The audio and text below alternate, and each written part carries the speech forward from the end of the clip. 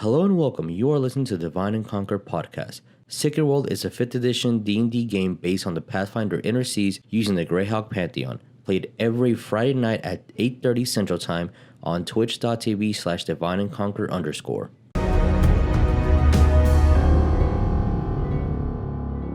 Hey everybody, how's it going? As nobody here is excited apparently about playing D&D. None of y'all. How about we cut the gaslighting this early, man. We wait until the second half of the game. Oh, okay. Sorry, I'll gaslight you guys in the second half. All right. Wait to do it in character. Oh, of course. Hey everybody, how's it going? Welcome to the Divine and Conquer's Sacred World. This is a 5e game based on Pathfinder Inner Seas, using the Greyhawk Pantheon a little bit, Tal'Dorei, Innistrad, and Ravnica wrapped into one cool campaign. Our resident Angel Boy will be here probably after break. We'll see. Does anyone have any announcements or anything they want to plug or whatchamacallit? I think go for it, Dad. Do we still have that link for my friend? I believe I can go look for it. I know it's on YouTube, so if you can.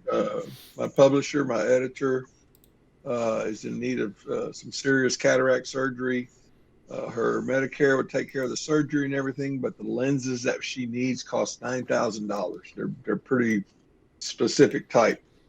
So she has a go get funding link, and if you could either if you can contribute, that'd be nice. If you know somebody that would, if you could pass it on, I would appreciate that too. Yeah, please go help. I'm putting it in chat right now. Speaking of donation and helping, the Kalash Aid, which is so we're want to just promote as much as we can. COVID is hitting really hard in India, so any organization really, but that's just the one that I found that it seems to be cool universally. So please go help if you can. The easiest thing you can do to help is just go get vaccinated yourself. Cannot stress that enough. Hey, Vic, you had words. I guess I did. Hey, so Lynn, we're doing something tomorrow night, which is exciting.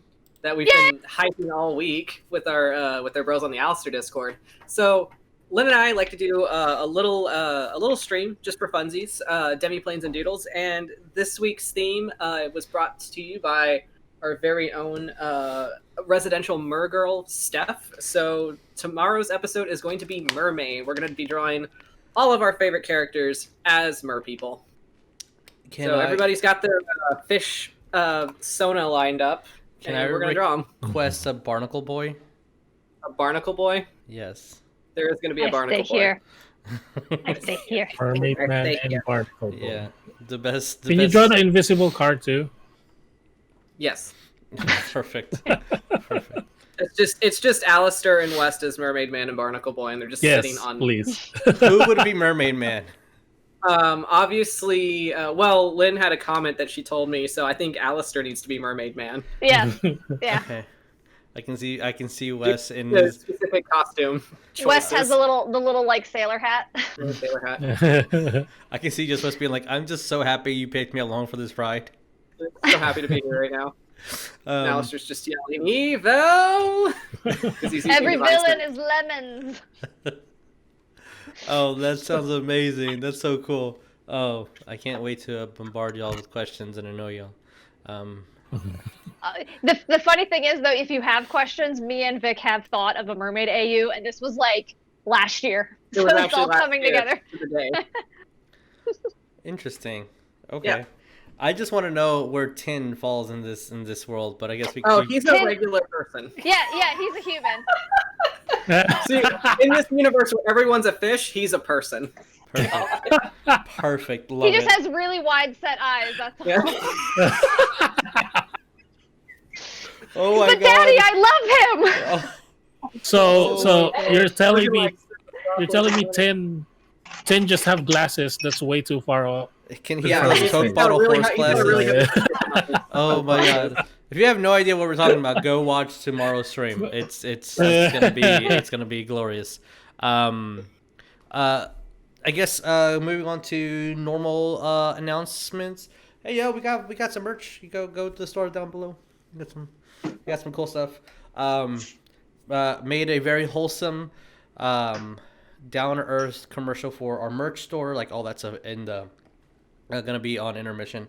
And the thing that I always forget to say, but yo, give us a sub. That'll be cool. You can do it for free with Twitch Prime. Like that's free. Those are things that are really cool. You can help small artists. Go help the GoFundMe first and the Kalash Aid, and then after that you can go support us. And speaking of support, you guys, these cool amazing bros here, have the Elysian Project, which is an amazing comic book, and you can go be part of their Patreon for as little as $1 a month. And we also have a Patreon where you get to see behind the scenes stuff, and you get to help make some of the campaigns and stuff. I know that the last vote was to help make a thing that the Wednesday crew has to fight. And I have a couple of questions for Friday soon. It's going to be glorious. I can't wait. With that, I think those are all our announcements. Unless anyone raises their hand. Speak now for Elbow. Be nice. Yeah, that's true. Be nice. Be kind to one another. Those are things that are very important, especially with things that happen today. Go be good bros. I don't know how many ways we can say that. Be kind to one another. Yeah, be kind to one another. Don't hoard. Yeah, that too. Please don't do that. That's silly. That's really silly. You're not a dragon. It's just silly. All right. Hey guys, I'm Jesus. I'll be y'all's dungeon master for tonight. To the right of me, we have Jeremiah. Who are you playing?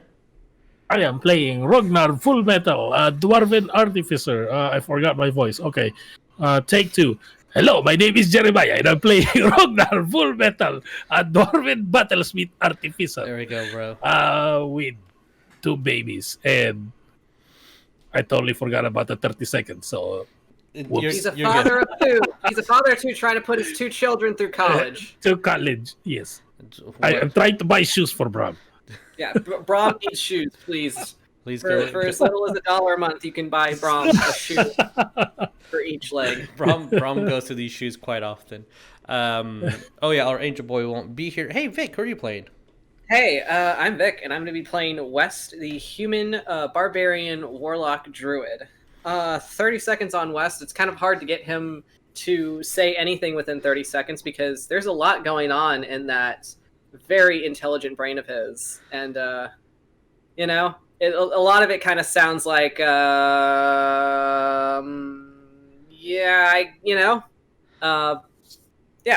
I feel that's how, if Wes ever learned the sending spell, that's how it would go to. Yes. Precisely. Hey, Dickie, who are you playing? Hi, I'm Dickie. I'm playing Oleg the Hunted, a half-orc fighter raised in a military academy where he escaped, went to Absalon, enjoyed a cult of assassins where he had a situation where he had to fight for his life and end up killing the leader of the cult. Therefore, he has a price on his head. And where else should he hide? He went back to Absalon, but now he's out of there. But now he also possesses a box that has some devil stuff in it. And also an imp named Kirk. Yeah, Kirk the Is he a captain? Ask him. Who knows? Hey, Tabby, who are you playing? Hello, everybody. I'm Tabatha. I will be playing Cole, the Tiefling Cleric. My patron's up there. Shouldn't be the other way around. You know, either way. Oh, he used to be. Well, I think they used to be there. That's. But the Celestial planes for posers. So. I mean, that is correct. Those are cool bros in Celestial Plane. Hey, speaking of bros, hey, Lynn, who are you playing? I'm Lynn. I am playing Adipocere, the half-elf Circle of Spores druid. Just found out that he has died twice. Not too happy about that. He is very chill with death and thinks that, things need to have a cycle and die on their own terms. And of course, all of this happening is kind of uprooting his thoughts on all of that at the moment. He also has a psychotic ex-girlfriend back home that's been following his You call her a girlfriend? Do you want to call her that? Let's not put a label on it. Yeah, Except for psychotic. That's a red good label. flag. yeah. but he's kind of trying to figure out how to handle all of that. Also, he kind of has a crush on the cleric of the party. Trying to navigate those feelings as well. And That's okay. We're trying to do the same thing. That's what Cole's trying to do too. with all this drama and QT wootsies, let's roll that beat footage.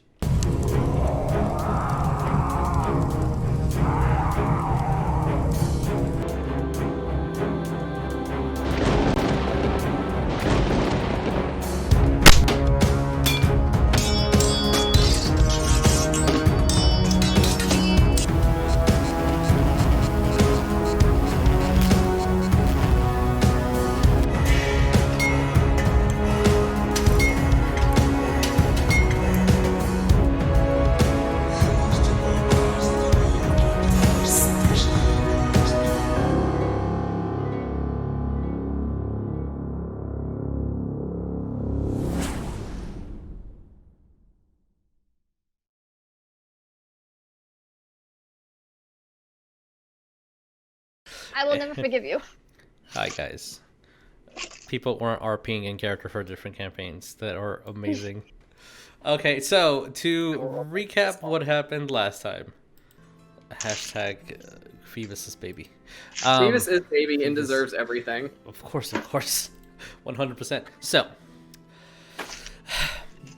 after Ariell returned to the party and Oleg learned what items are within this infernal cube and how to use said items, the party essentially went into the desert. They fought off cold nights, a sandstorm, very, very well prepared and protected. Communing with nature and talking to the camels definitely aided them in their travels. They went upon what they thought would have been a well of water, but turned out to just be the mouth of a sandworm, this gargantuan. I forgot about all of that. Yeah. And in the midst of the fight, before the sandworm can even try swallowing anyone, one of our resident druids polymorphed it into a bass fish, threw it into a bag of holding, and suffocated to death, exploding the bag of holding after a minute or so. And a good thing that everything was swapped out and put into the second bag of holding they had. But just injuring one of the party members and killing one of their camels, unfortunately. But you guys amazingly and comedically went through that encounter in the most beautiful way that D&D has to offer. Nothing was learned. Wow, you guys learned a couple of things.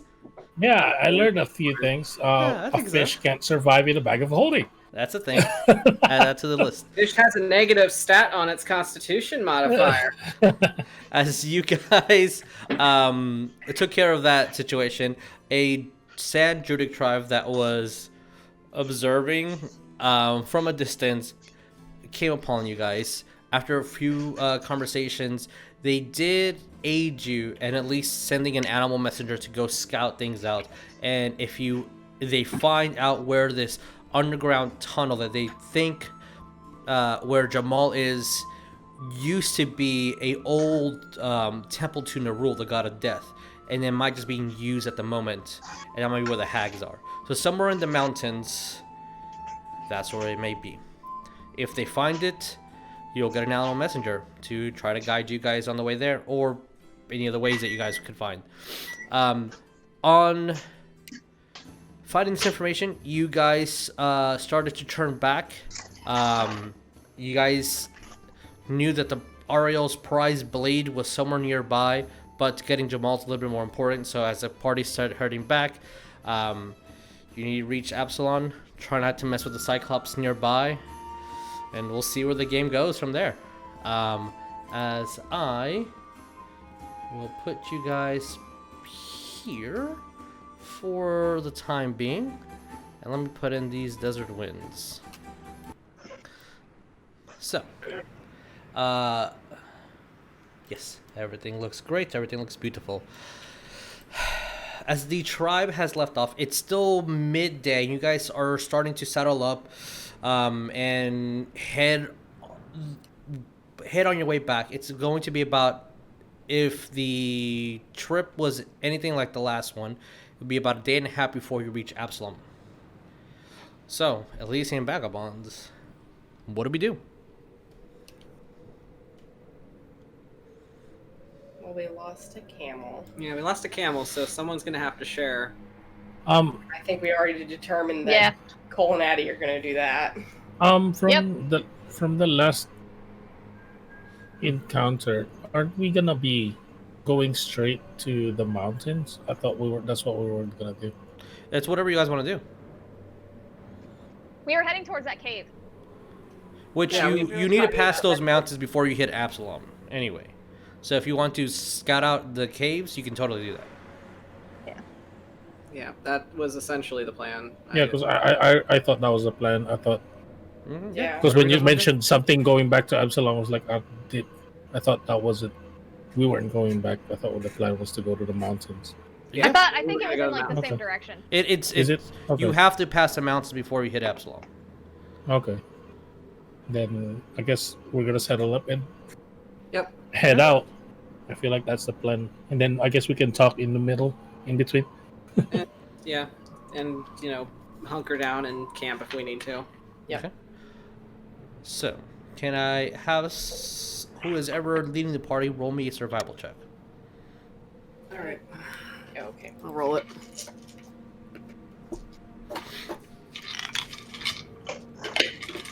Here's my Druid dice. Well, that's fun. What you get? One moment, I'm trying to get my stat Okay, gotcha. finish loading. I guess on these couple of hours, as you guys are getting on your camels and starting to move in that direction, is there anything specific that you guys want to do, discuss? Oh, I'm assuming that when we ever do camp, Cole has something he wants to discuss. Are you guys you want to wait until nightfall to camp and discuss this, or are you doing it on the way there? When we camp. Okay. Wes, what did you get? I got a 12. 12. Okay. I'm using those dice again. So, not that you're going to get lost, but it is going to add a couple of hours to your trip. Okay. Quick question. Mm-hmm. Just looking at the map, like I know there's one that died, but we still have enough for one per person. Yeah, you guys got an extra camel, if I remember correctly. Did we? Okay. Yeah, we got an extra camel to carry stuff, I thought. I don't know. Okay. I didn't know that. Okay. This wasn't 100% Or there. maybe I guess I forgot. So, as you guys are packing up RIP camel, I believe Addie did your right to the baby. Yeah. Taking a Yeah, little he bit of extra time, and as you guys start heading off, it's unbearably hot for sure. The wind isn't hurting you guys as much as it used to. It's not bombarding with these little pebbles here and there. It's very and oddly calm. I would like Addie to roll my perception. Oh boy, hold please. He's good at perception, so it works. Okay. That is a 23. 23. Okay. I'm gonna... Can I? Does this work? Alright, so that's definitely passed. I'm gonna try to do one thing, just for audience, so I can zoom in really closely. Yeah, that works perfectly. Okay, cool. So everyone pick your baby. I don't know where your ski walk. The ski walk's right there? Yeah, I got it. The ski Okay, walk yeah. all of a sudden got all the way down to the right bottom. Oh, got it. I was Understood, like, why did you get all the way there? Alright. I just moved it so it looks more like desert, not like you guys found that water source. Yeah. So as you guys are moving west, you're kind of looking at the map and flipping over and like, oh shoot, it was backwards. And you're kind of like guiding your way throughout. Addie, you are noticing, and for this, I'm going to intentionally move you guys in this direction. Okay, thank you.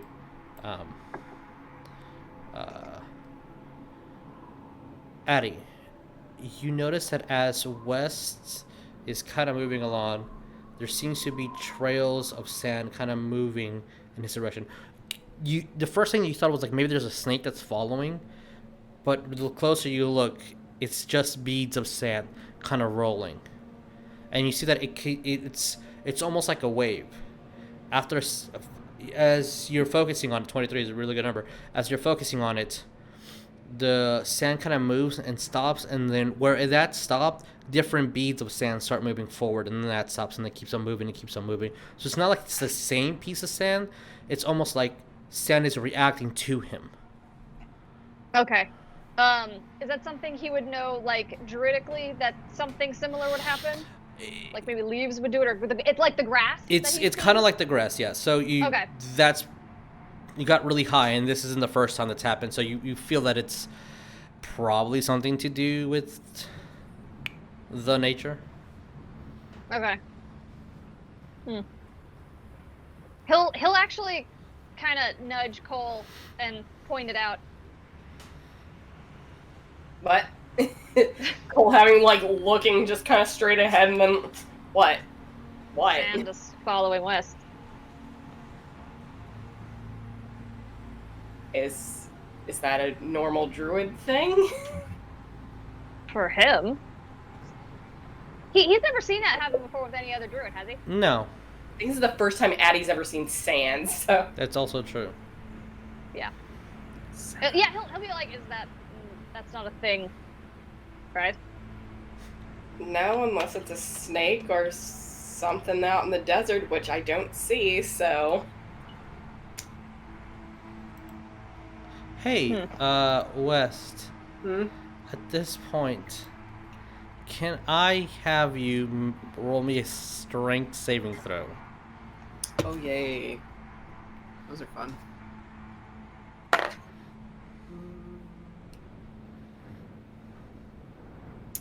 23. Okay. As you definitely feel this used to happen in towns quite a bit, and you kind of got used to it, but you're out in the middle of the desert, and that sensation of someone's talking shit about me, as you kind of turn around and you see that your friends are talking about you, obviously not anything negative, but they're talking, and your left side feels extremely heavy as you kind of just grab onto the camel by the neck, and you just hear the and like, oh, okay, and for whatever reason, your pouch is incredibly heavy, and you're still on the camel, but it's just it's barely that you're able to hang on. West, you good? You dehydrated? You need to stop a minute. Oh god. I knew this day would come. I knew dehydration was going to hit one of y'all. Can I have everybody roll me a perception? Wes, unfortunately... No, it's fine. Yeah, roll a perception. Yeah. Okay. Cool beans. Jesus Christ, Cole. 18 for Rognarv. All right. Rognarv, that is a fail, unfortunately. I see all. 29. 29 is a good number. 21. 21's a good number. 6. The 6, unfortunately, it's hot. You're just following the path. Wes is getting off. 6 is the number.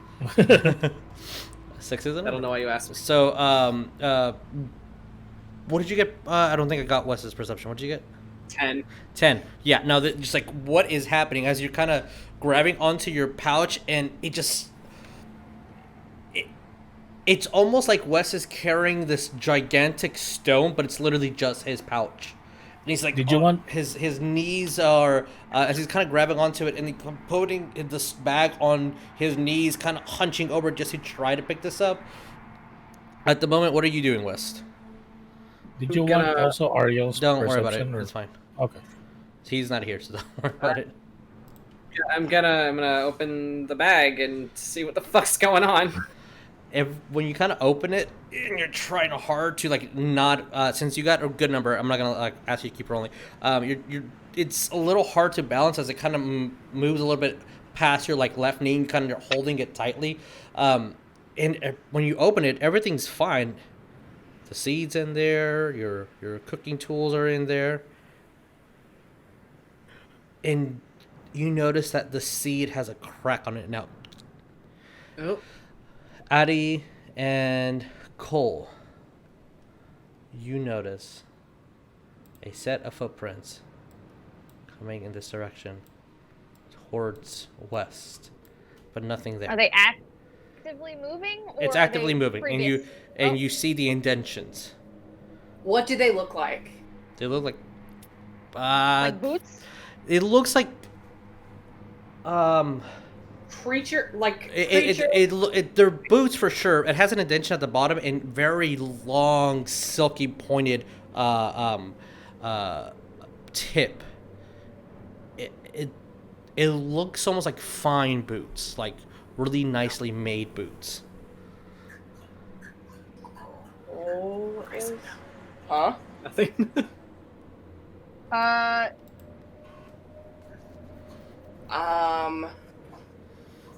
Can I have Addie cast Dispel Magic? Oh, damn, you were gonna do what I was Yeah, gonna do. you can. Okay, he'll try.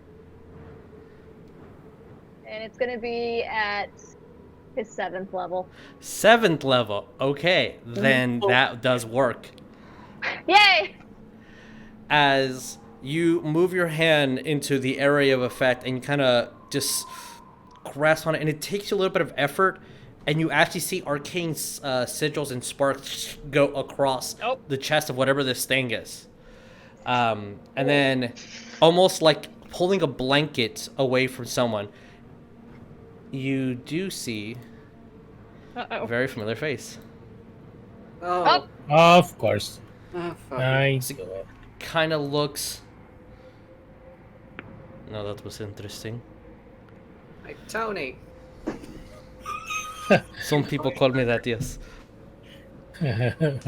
Cole pretty much halfway already has Mark Anthony out, like he's gonna basically charge up a guiding bolt in that direction. Sees him, it's like, oh, it's you. Screw you, Tony. The little snake told me that if I kept walking, I would eventually find you falling. You almost fell. That would have been amusing. The reason why you were invisible? Don't want things attacking me. And usually it's pretty good to be invisible. No one disturbs you. What are you doing here? Kind of looks up and sighs and looks at the ground. I have a proposition. Another one? And he kind of reaches towards the side. My entire job is to be propositions and to be the middleman.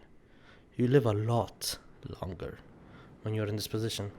Those that are in power tend to die quite fast.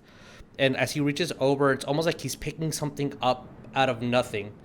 And then he places something onto the ground, and you see this very long, almost 6.5 foot long square box kind of get like rigid in the sand, and opens it up, and you see a blue and yellow sheath with a white handle sword and a leather spell scroll.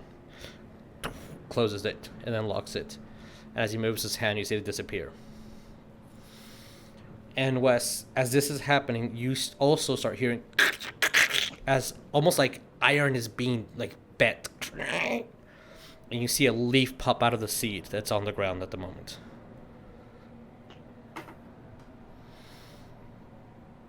Okay. Apparently, timing is impeccable with this one. So, proposition. I give you these items that you desperately need. You let me see inside you. Not to harm, just so I know who you are, so I can be better protected. Is he saying this to Wes? To everybody. That's Protected from what? a very weird request. Don't know. That's what I want to make sure I'm protected from. To know You already got to see inside my head. You're so. certainly a nosy Nancy. He smiles, and as he does, you see these very sharp teeth behind him. I take pride in that. But if you want to be able to summon things that are dead, and to have something that I'm loaning you, Angel, does not belong to you. You see, Ariell just pissed and not saying anything. Because he definitely knows that that is something that is his.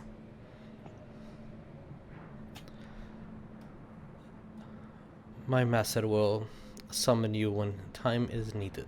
It took me quite convincing to get this to you. As someone convinced me very, very intriguingly as to the steps that I must do. And when he says that, he's only looking at Cole. So do you want to look through all of us to get those? Yes, a handshake is all I need. Promise no harm will come to you. Is this knowledge I seek? Oleg opens his box. Okay. Oh. Oh boy. As you open it, you see that the Rakasha, he doesn't get surprised. Things don't rile him up, and he usually has a cool and almost dickish demeanor. This is the first time you see that he actually grabs his pipe and his eyes are wide open when you take out that box. Interesting. And you hear... Okay. Mm-hmm. Go ahead. Oh, Listen. and he just puts the pipe back in his mouth, and you hear a very, like... Oh, like, from your perspective, almost offensive, just... like purr from a cat. I take out the eye, Okay? start eating it. As you're eating it... Excuse me, where the fuck What did you the get that? You also, everybody starts seeing What? these two small little hands. Is there anything that you do in Oleg? As the imp's hands start grabbing onto the tip of the box, almost like as he wants to get out. I'll just say, Kirk, watch him. Yes. Keep an eye on him. Yes. He kind of starts crawling on you. Once you eat the eye and consume it, for a second your eyes hurt, and then it's almost like everything's too bright, and you're adjusting it,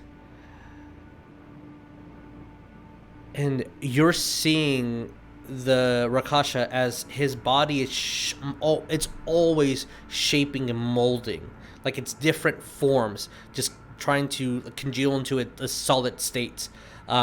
He looks red with horns, and then he kind of compresses into like a normal person, then kind of compresses back into a tiger, and it's almost like you're getting the sensation that he doesn't have a solid form. He can be whatever, whomever, whatever it wants, and he's letting you choose this tiger form as a shape.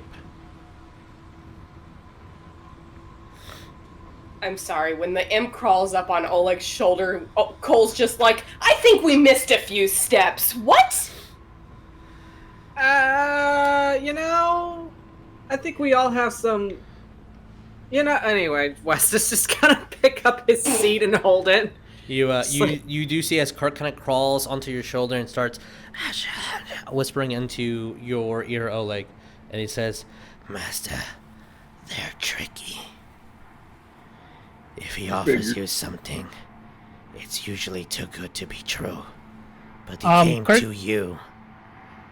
That makes things very in your favor. He wants what you have more than what he can give." Kirk is visible right now, right? Yep. Everybody can see. Okay. Everybody sees a little imp on him. Yeah. I'm gonna go like, what? Okay. What? And what was that snack? You know, I'm probably the last person to judge on this, so I'm just gonna not say anything.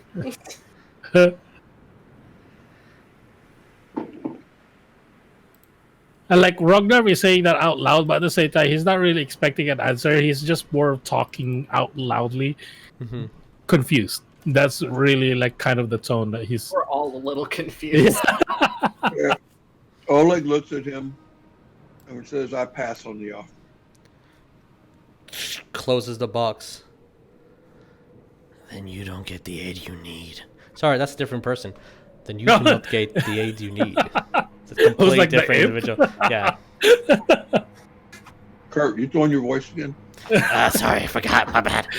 It's not a birthday party. Come on now. Okay, I'm sorry.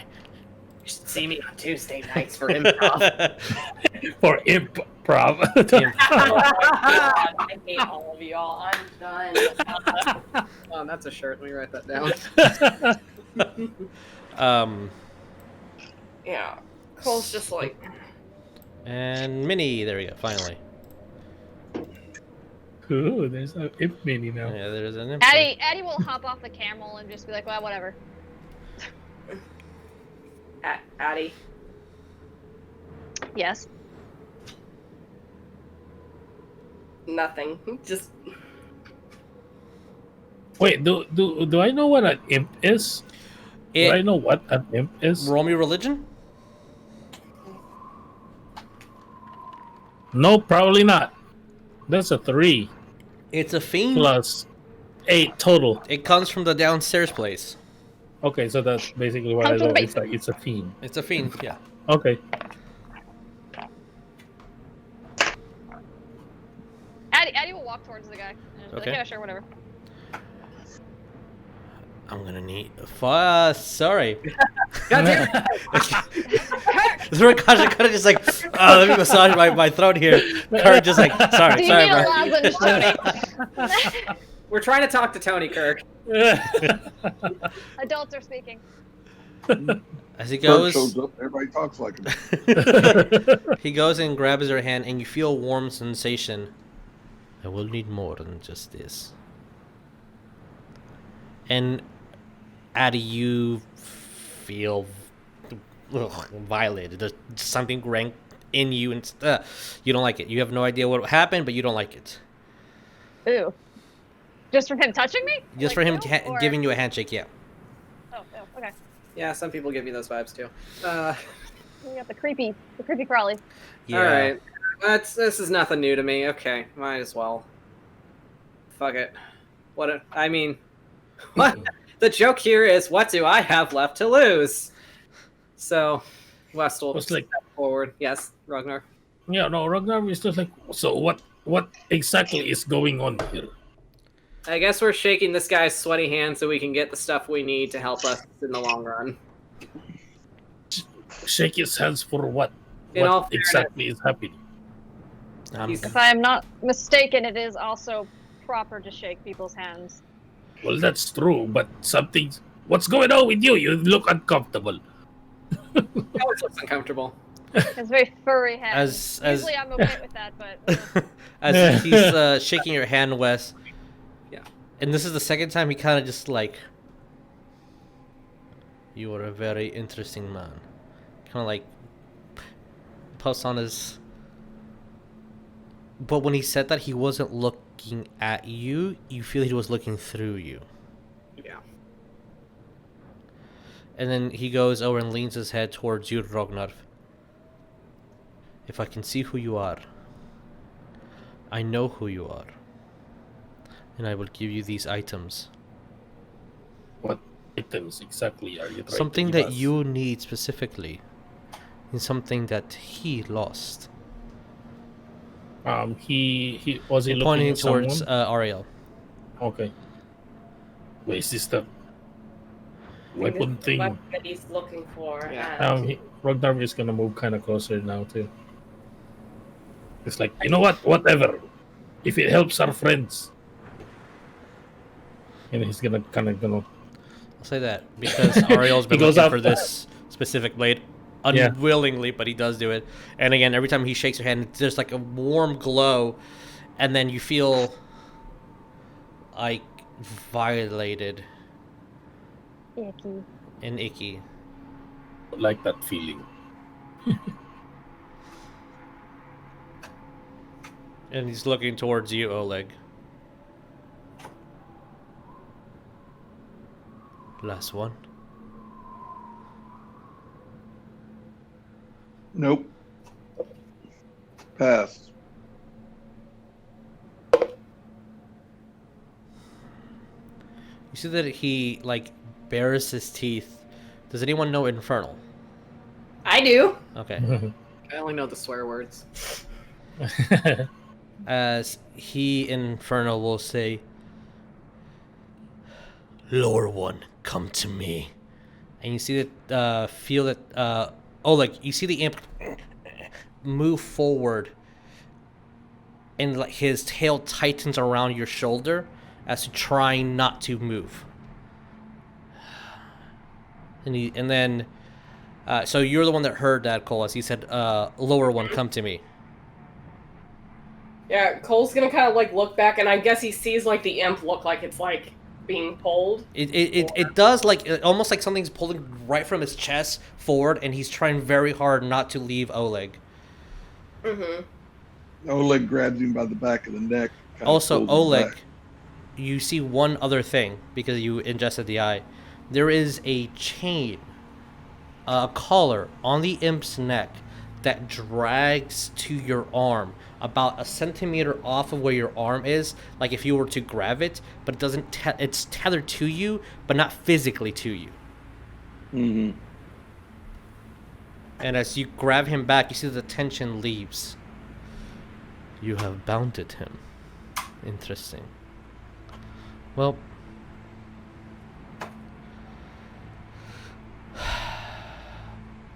four-fifths of a deal is not a deal.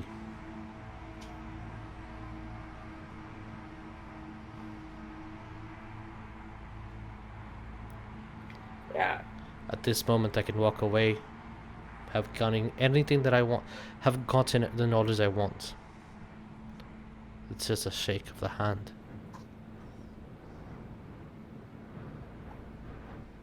Oh, boy. Say.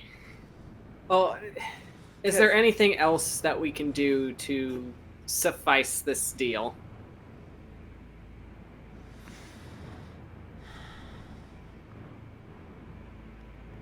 Don't ask him that. Well, I know for a fact me asking Oleg to shake his hand isn't going to do anything either. Nope. Once Oleg's set in his ways, he's set. He's not going to budge. Will you have a verbal agreement, all of you, to come meet my master? He's a hungry individual who likes to be entertained. I'll release the blade, and then the blade will go back to him. Once you are done, or once the angel dies, I'll be as easy as to say if the angel dies, the contract is broken and nullified. Or, if you survive, the blade comes to me, I shall give it to my master, and I will call upon you, and you shall meet him. And he looks towards Rognarv. You definitely want to meet him.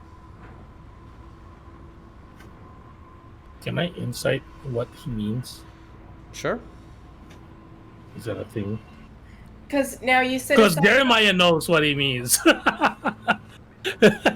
now aside from the weapon, 20. another 26. thing? I mean, you have already had your suspicions. You've been reading through the notes from your brother and from Carabao. I mean, a Mystery X, a Mr. M. Like, this is high suspicion that Carabao's mother is one of his slaves.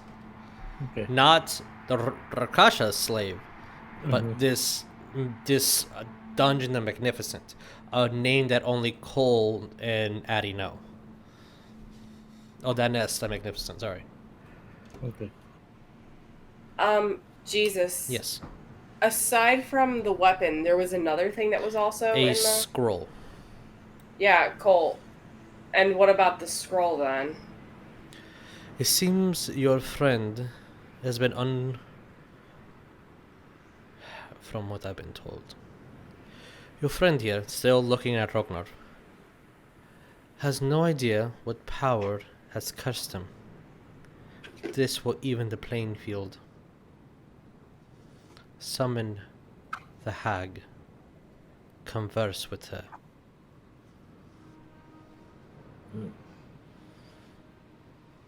Well, that beats having to take a nice little trip back to the library.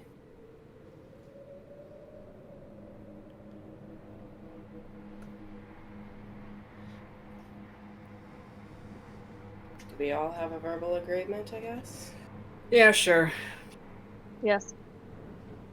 Yeah, definitely. To go back and meet his master? Yeah. Sure. You see Ariell shakes his head, and you physically see Oleg is the only one, sorry, that can see this. As kind of similar to the imp, but a small chain goes from everyone's chest to his wrist. As for everybody else, he just sees, he kind of, almost like he's grabbing air, and then just kicks the box over, I'll say towards Addy, so it's in the middle between you guys. Pleasure doing business with you. And as he disappears, you just see a grin of teeth. And in front of you is a sword and a scroll. Also, West, that seed is cracking and breaking. Oh shit! Oh god, Addy, what do I do? Oh, okay. You see moss inside of it. Oh, can you talk to it? What do I say to it? If you cast Speak with Plants, you can. Yeah. Fuck, Wes, do you have that? Good question. If you don't, I do. Good question. As this is happening, you see Ariell immediately grab the scroll, just hand it over. Well, the leather pouch where the scroll is, hand it over to I do not. Rognarv, and then he just grabs his blade, unsheaths it. I have a Yeah, there you go. There you go, bro. There you go. I do not have Speak with Plants.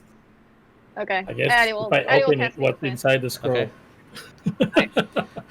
I will. Okay. We'll get Addy, then Rognarv, and then if anyone else wants to do anything, then we'll do that list for our initiative right here. Addy, you cast a Speak with Plant, right? Yep. What do you say? How can we help you? What are you doing? You hear a very odd, almost. You feel like it's new, like it just doesn't know the right words at the moment, and it's stumbling through this. Fire, release, molting. You need fire. It needs fire. Addy, roll me a nature check, real quick. What are you doing, West? Addy? Yeah, Addy. Okay. I'll say West too, but I'll have a different DC just because Addy, you're still at entry level, and Addy's been doing it for quite a while. So. Oh shit! Hold on. 22. Okay, that's a pass for sure for Addy. 21. Oh. All right, Yeah! Wes, good job, bro. 20. Okay, so as this is happening, you're both like immediately remember the time where you grabbed the seed from fire. The few times that you needed to like help it, you cooked it essentially, and it's been in the desert for quite a while in scorching temperatures, but nothing to protect it. You feel that it's almost unintentionally you've been nursing it, and it's ready to bloom, but it physically has an iron shell that needs to be moved. Wes, can you produce fire? Yeah, I can try that. Do you have produce flame? I Wes? do have produce flame. All right. Addy's gonna put it in his hands and like have Wes cup his hands and be like, do it. Okay. Okay. That's your concentrate. Addy, I will say you do take 3 points of fire damage as this happens, as the flame fine. gets produced and it starts crackling, and you hear the of it breaking, and you see a square block of moss. and these vines start slowly wrapping around it.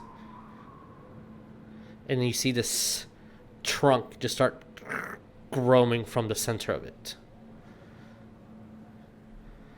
Congratulations, West of the tree. What do I do with it? I mean, you can plant it, I suppose, if you want, but I But don't in think the it's a desert? good choice. I wouldn't say in the desert. Don't do that. As you're saying this, it's rapidly growing and growing and growing and growing, and until it reaches about, I would say about 6 feet in length. And, Holy shit. Wes, this I'm looks gonna- really familiar because it's a square-shaped object with a stick in the middle. Oh. Mjolnir. It looks like a Mjolnir, sure, yeah. Oh, Oh. That So- makes sense. As this new maul kind of comes forth from the seed, Wes, if you go to D&D Beyond and you look for the Iron Leaf, you'll be able to find your weapon. Yay. Also, thank you for the Griffin saddlebag. Yay. As Ariell has his Flame of Heaven, and Rognarv, you have a scroll of summoning fiendish spirit.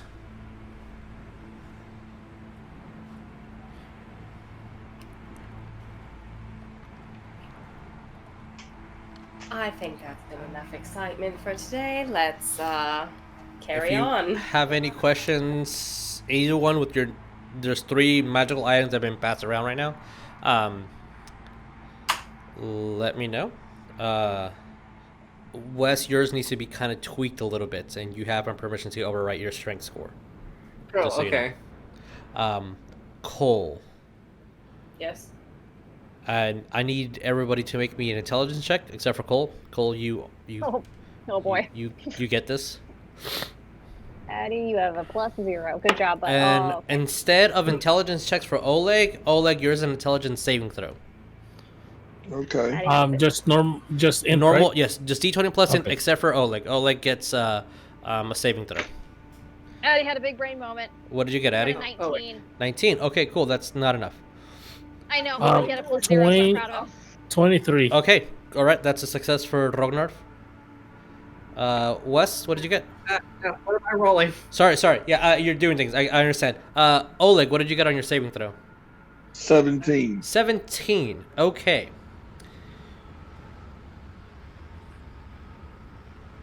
You Oh my god. started noticing that your hand was shaking a little bit. You kind of just made a fist and it went away. Kind of shake. Not that anyone noticed. It was very subtle, but that Rakasha made you. That fight or flight response was starting to tick in, and you're obviously going into fight response. But you have no idea why he upset you, but he definitely upsetted you. Wes, what did you get? And what was I rolling? Intelligence check. Fun. So just D20 plus int. Okay.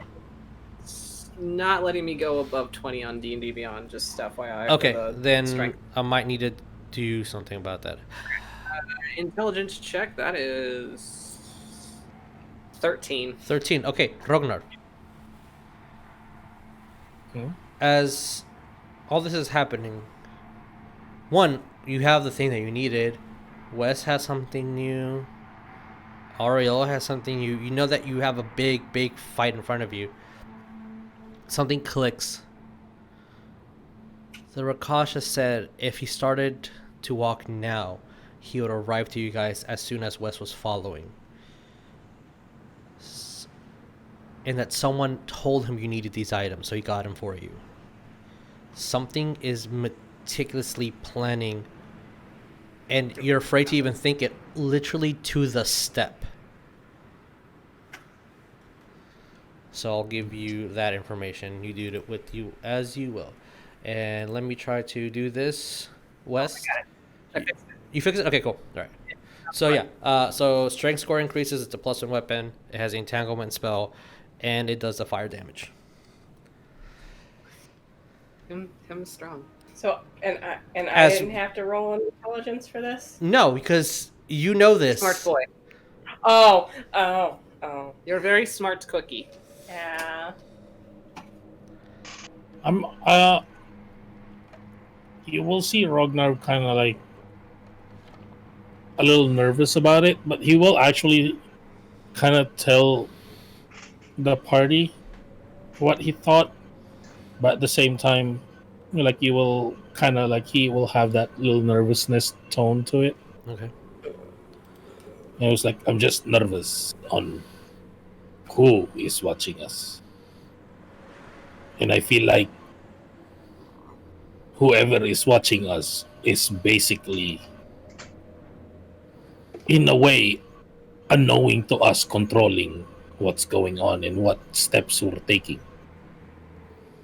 Perhaps we should all talk about this tonight when we camp. Agreed. Okay. Right now, we probably should keep moving, Yeah. or else we're going to fry. Tony Yes. guy really took some time out of our day, so we gotta move it. As you guys continue on, I'll say one little edit detail as you guys move on. Let's just something you want to do before you find a nice place to camp for the night.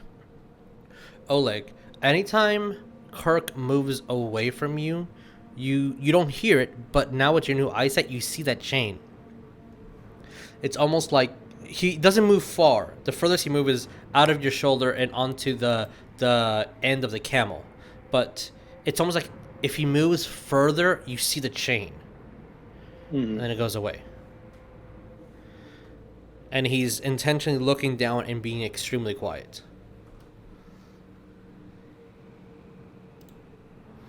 So Kirk's out and about now. And yeah, until he's doing what his master said. Just stay there. Is there anything you guys So would like to that's- do? Just Oleg, like, trying to start a conversation with Oleg, just like, so when this happened,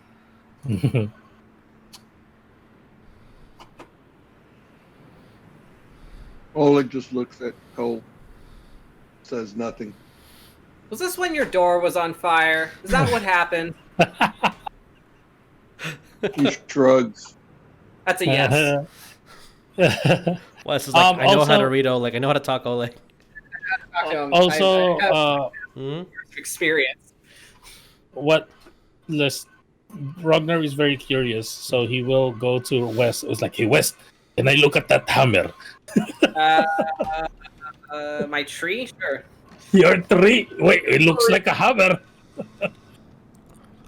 I mean, Looking at it, bark- does it look like a hammer or does it look like a tree? It looks like Or a like when I mall, yeah. look at it? Okay. Honestly, if it barks like a duck, then hey. It looks like a mall, and when you're looking at it, you've never seen nature grow like this. It almost looks like Uh-huh. the trunk of this tree kind of like sprouted into this moss, and it feels spongy, and it looks so weird to you. Yeah. It looks almost alien from how your mind works, being a smith and then being a arcane magic user. This is the exact opposite end of everything. This is going from Yeah. divinity and nature. It's Like- just, Don't Okay. harm it. you have no idea I'm how not this is harming it. working. You're just like, this is really cool. But is it like really heavy too, like a mall No, basically it's, or something, or is it light? My strength is 13. You can pick it up. It's fine. One thing though, I will say that this has been an hour. Wes, you've attuned to this. Ooh, can I also do another thing while I'm attuning to it? Sure. It also requires an hour. So I'm Okay, wondering if 2 it hours could have be- passed. Are you going to Cool. use your Oh. bonding to blade with your warlock ability? Yeah. Okay. Okay. Ooh. Cool. Yeah, that totally works. So you will be able to summon it and unsummon it, but now you have a +1 maul that cannot be unsummoned. This is out there. Yeah, it's there. As I just thought it would go away. Okay. Does anyone want to hold this? The what? The other mall? with his Yeah. -1 modifier to strength, you're funny. Hey, Oleg, do you want an extra hammer? It looks nice. Sure. Okay, right. hand it to him. All right, it's a Here you plus go, one buddy. more. It's I good. like it. Not as good as your sword, but it's pretty good. Works in a pinch. I Especially guess if you're while we're saying nails walking You around. all do notice. I'll say that probably. I guess, adding Cole, you're both the most perceptive ones here, and then Rognarv after that. You will notice. Hey. Wait, why does Wes have more abs? Also, he just looks a little bit. His More chest ripped. just looks a little bit more big. That boy been Wait, lifting. what? Yeah, I'm gonna look at that. Like West, I haven't really noticed it, but have you been working out? No, I don't ever work out. Why? You look more bigger, And he's just looking at Wes like more Now I feel muscular. self-conscious. You're more muscular. he just blinks himself out of it for a second. He's like, I need to go get a drink. When You know your- what? I feel like when your friend Yeah, grows you an can't- extra ab. when that happens, Cole's like, maybe we do need to drink a little bit of cactus juice to, I thought we weren't supposed to drink the cactus juice. you know, I thought we were not supposed to Sometimes. think that. huh? I don't know. Is it gonna be the quenchiest? The quenchiest of quenches. Are we at a camp right now, or are we still? You're going still on? walking, but we can be Okay, at a okay. camp. I'm let just me- drink. Let me do a thing. While they would be Um, traveling then, How, Mhm. I would ask Oleg just like, can I talk with the imp? Is that okay? To who? What?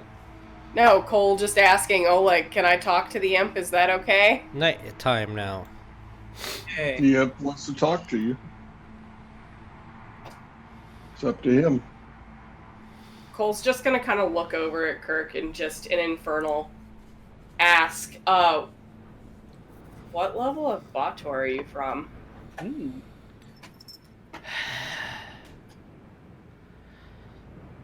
First layer at the lowest level. Interesting.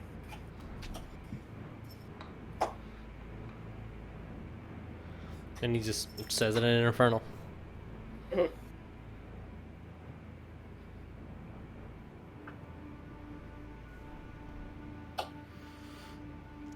So, there's nothing else, Cole? As you guys are also at the moment making camp and finding a nice place for the night, as the temperature is dropping, you're able to huddle in and start that small little lantern that kind of keeps the heat definitely captured within the fabrics that you guys have because you were able to mend them, so no damage to that. As you're bunking down from the night, yeah, if anyone needs a short rest, you definitely gotten a short rest. What do you guys do? Mm-hmm. I want to talk to Cole. Fire. Okay. Yep. Campfire definitely be started outside. Talking to Cole. All right. What do you? Yeah, I'm gonna go to Cole and basically ask Cole. Was like, Rognarv holding the scroll on his hand, kind of just like kind of looking at it. Like, Cole, what do you know about summoning the fiend things? To be honest, out of all the things that I've done, that is a Somewhere. thing I've never messed with. There is a tent. You guys can put yourself wherever you want. I'm going to try to find a campfire. Because basically, I guess that tiger person.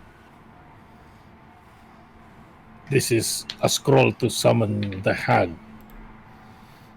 And try to talk to the hag to remove the curse. I don't Yeah. even know if that's gonna work. It's worth a try. And if I summon this hag, what the possibility of it being unsummoned?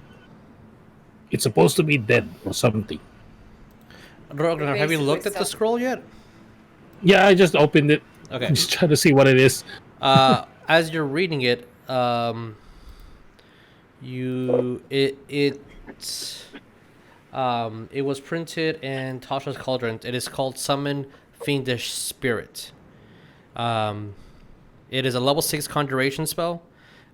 You do need a material component. That is a ruby that is drenched in blood. An action to cast takes up to a concentration for up to an hour. You will summon a spirit, a manifestation of something that has died. And in this specific case, a fiend that has died. There's a couple things you can do with it, and it has stats, but for the purposes of your specific purposes, you will summon her. If you don't know the spirit, you summon the first that crawls out of the abyss or hell. You are specifically targeting someone to come, and they appear in front of you in a spirit form. Okay. Was also a thought. I mean, with what you're saying, like, is there a cost on the ruby? It has to be 600 gold. Okay, then yeah, I don't have that. I have 50. Yeah, that's a little dumb. Yeah. You also have to. Did it say specific blood?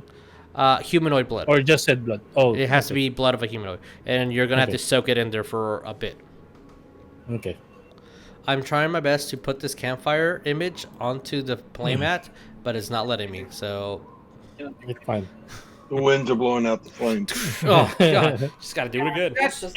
Hold on, I'm getting it. I have 100 gold pieces worth of a ruby, but No. Unfortunately, as Rognarv, as you're reading the arcane, it has to be a single piece. Okay. I mean, you can try finding a smith to turn it all into powder, but the cheapest bet is to just find a ruby that is that expensive. It says ruby. Did it say ruby dust? It's just a ruby, yeah. Okay. well, it's Okay. neat getting rid of the curse that you have, possibly. Just for further fluff, you do see that the instructions are asking you to carve a dent into the ruby, pour the blood in there so you can drink it as the ruby gets consumed, and then you can able to summon the spirit. Wow. So you have to make kind of a little bowl out of a ruby that is worth 600 gold, and then you consume it. The energy gets used up. Boom, spell summoned. I'm gonna go look at that. I don't even know how to find blood this much. It doesn't need to be a lot, just blood. Okay. Yeah, literally just prick your finger and do it. Well, I guess if it's my blood, I guess it's fine. This is kind of expensive, but still, I guess it needs to happen. Yes. I guess when we get back to Absalom, I can probably find someone Yeah. who has rubies that much. I'm not too familiar with this. That's why I asked you. It's not something I've really messed with. Yeah, I'll say he's in the tent, messing with his own stuff.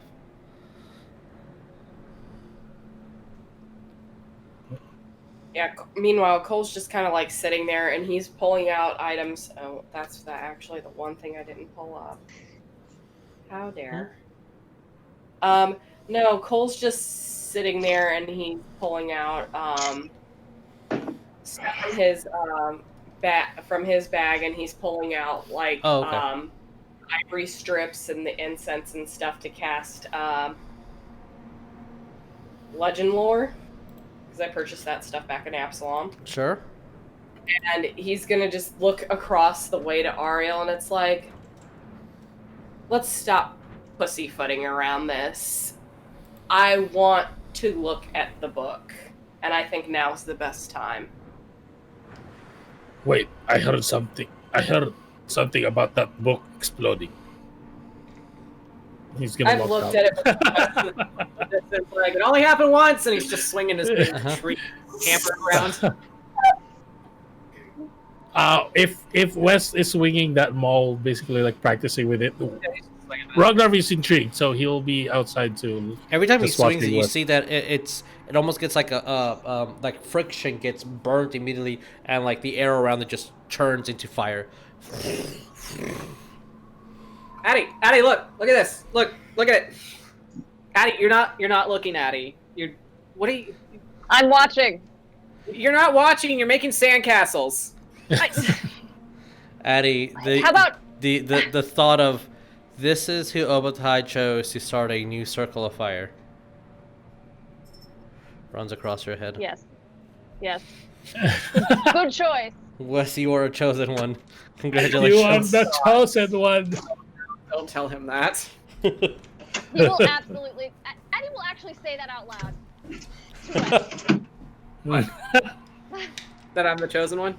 Yes. Chosen for what? Just To swinging start in a a new circle at circle. this point. I am making a circle. Look, he's just going in a circle. Perfect. God, now I know what it's like to play Alistair in the Monday night. You are welcome. If that's going on, Cole's gonna poke his head out, and it's like, swing it faster, West. I heard you can write your name with. What? Hold on. Wait, how do I spell my name again? God. I got it. I can do it. I can do it. I don't know how to write, so. Okay. You're casting legend lore onto the Book of Absent, right? Okay. I have a question. Oleg, where are you? Right here. All right. So are you outside the tent at the moment? Well, so who all went in? There's 2 people. Yeah. Cole and Ariell at the moment. Wes is swinging his fire hammer, and then the other 2 are intrigued and conversating with them. I want to know where you are and where Kirk is. I'm staying outside. Okay. You do see that Kirk moves closer, and about when he gets about 10 feet away from you, the chain pulls and you physically have your arm move, and like now the chain is actually wrapped around your arm. What do you do? Do you want to go in there, Kirk? Yes. They have something that does not... It's not of this world. It's intriguing. Well, let's go check it out. As you're walking your pet, if you will, because I'm not picturing as the imp is kind of crawling on all fours. You have a He's kind of invisible gleefully chain. skipping. I'm walking. Oleg he's is skipping. adopted a pug. Okay. Oleg that counted what a bug. Awesome. That's Once a pug. Oleg, once you do go inside, and for sake of this, when you see the book, as it takes 10 minutes to cast a spell, as you see incense all around the spell, and you see these ivory strips that are ornate in a specific pattern for the incantation to work. I actually do need you to make me an intelligence saving throw. Me? Nope, Oleg. Oh boy. Nope. 5. 5. Okay, roll me 1d4. Mm-hmm.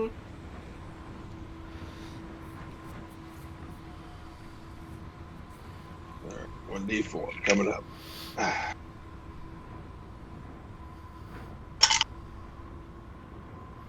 3. 3. Okay. As you step in and you immediately see the book,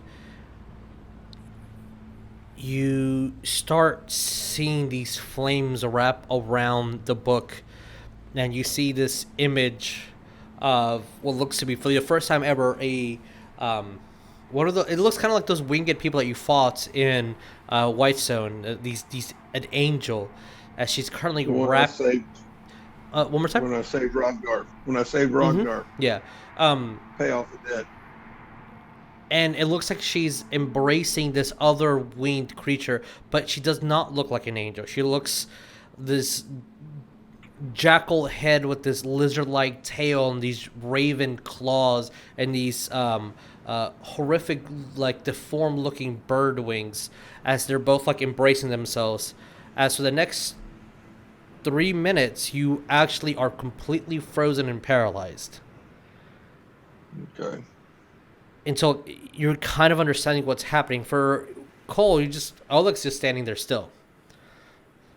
You will see that the imp kind of tries to tug away, but he can't, almost like there's an invisible something. But Oleg is not able to move. He's catatonic, basically. Yes, and then after those 30 minutes pass, you start hearing things outside of Oleg. When you look at the fire that's being swung, you swear you see people dancing in front of it. As Wes kind of looks at you, just waves, "Hey, Oleg," and then kind of continues on swinging. His face completely forms and stretches, and then kind of reforms again, and you see these horns breaking through him. You see Ariell starting to have his face completely melted and reform, and then he's really, really bright. For the next 30 minutes, you're going to have a disadvantage on all checks. As these hallucinations, you're trying to see what's real and what's not. And this all stems from looking at the book. Okay. So have what you will. So, Cole, you're casting Legend Lore? Yes. Okay. Oh boy. You know this is a personal journal from Avacent. So all this information is kind of draining into you, and you're just like absorbing it, and you're seeing visuals versus getting names. Legend Lore does work differently here and there. For the specific case, you're just seeing images. You're seeing and you're feeling this presence of this angel named Avacent, who truly loves everything. And you're seeing her cry as she's holding a fiend in her hand, just decaying, as there's thunder and lightning coming from this hellish location. And you feel that she's mourning both demon, devil, and angel, all at the same time. And there is a sense of hope that comes to you when she reaches over and grabs the hand of the entity that you know as Lamashtu. And the more and more that you're getting through this, you're understanding the message of this tome, and it's almost a warning. Something that she's gone insane from just adhering to this. That everything should be loved. Everything is sacred. Everything in the world is beautiful and deserves of love. And the powers that be, those that she used to worship and she was casted from and created from, only love what they create and hate everything that they do not. Anything that stands before them. The demons. Those are abhorrent and abomination, and those things must be wiped out. But she is an angel of love. How can you be something made purely out of love to be told by the ones who created you that you must destroy something? The only entity that shares her same love for those that do not have any is Lamashtu.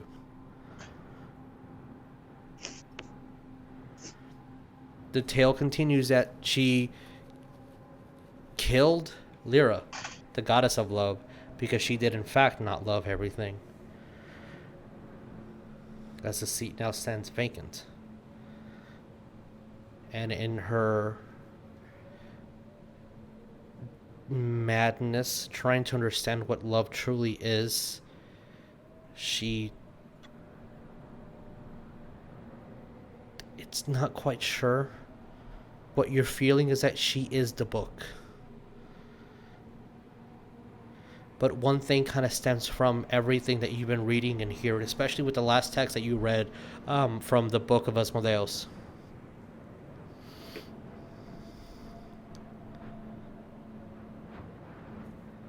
This book is proof that there's things that heaven wants to hide.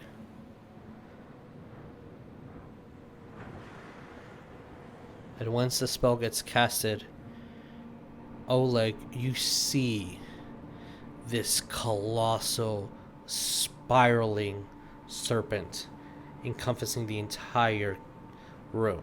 What do you do?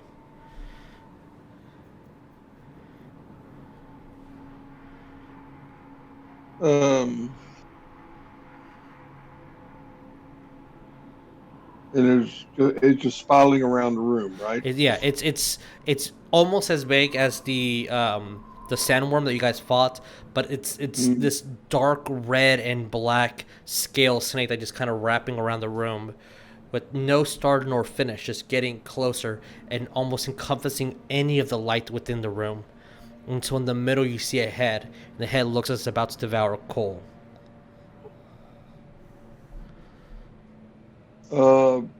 Is it close to me? It's touching you. It's all around. So I can take out my dagger and kind of dig into it to make sure it's there. Okay. As you grab your dagger, you go in, and as the blade squeezes in, and you see blood kind of going down and pouring into the sand. The snake is inches away, almost like maybe it's not enough. This is a big creature. I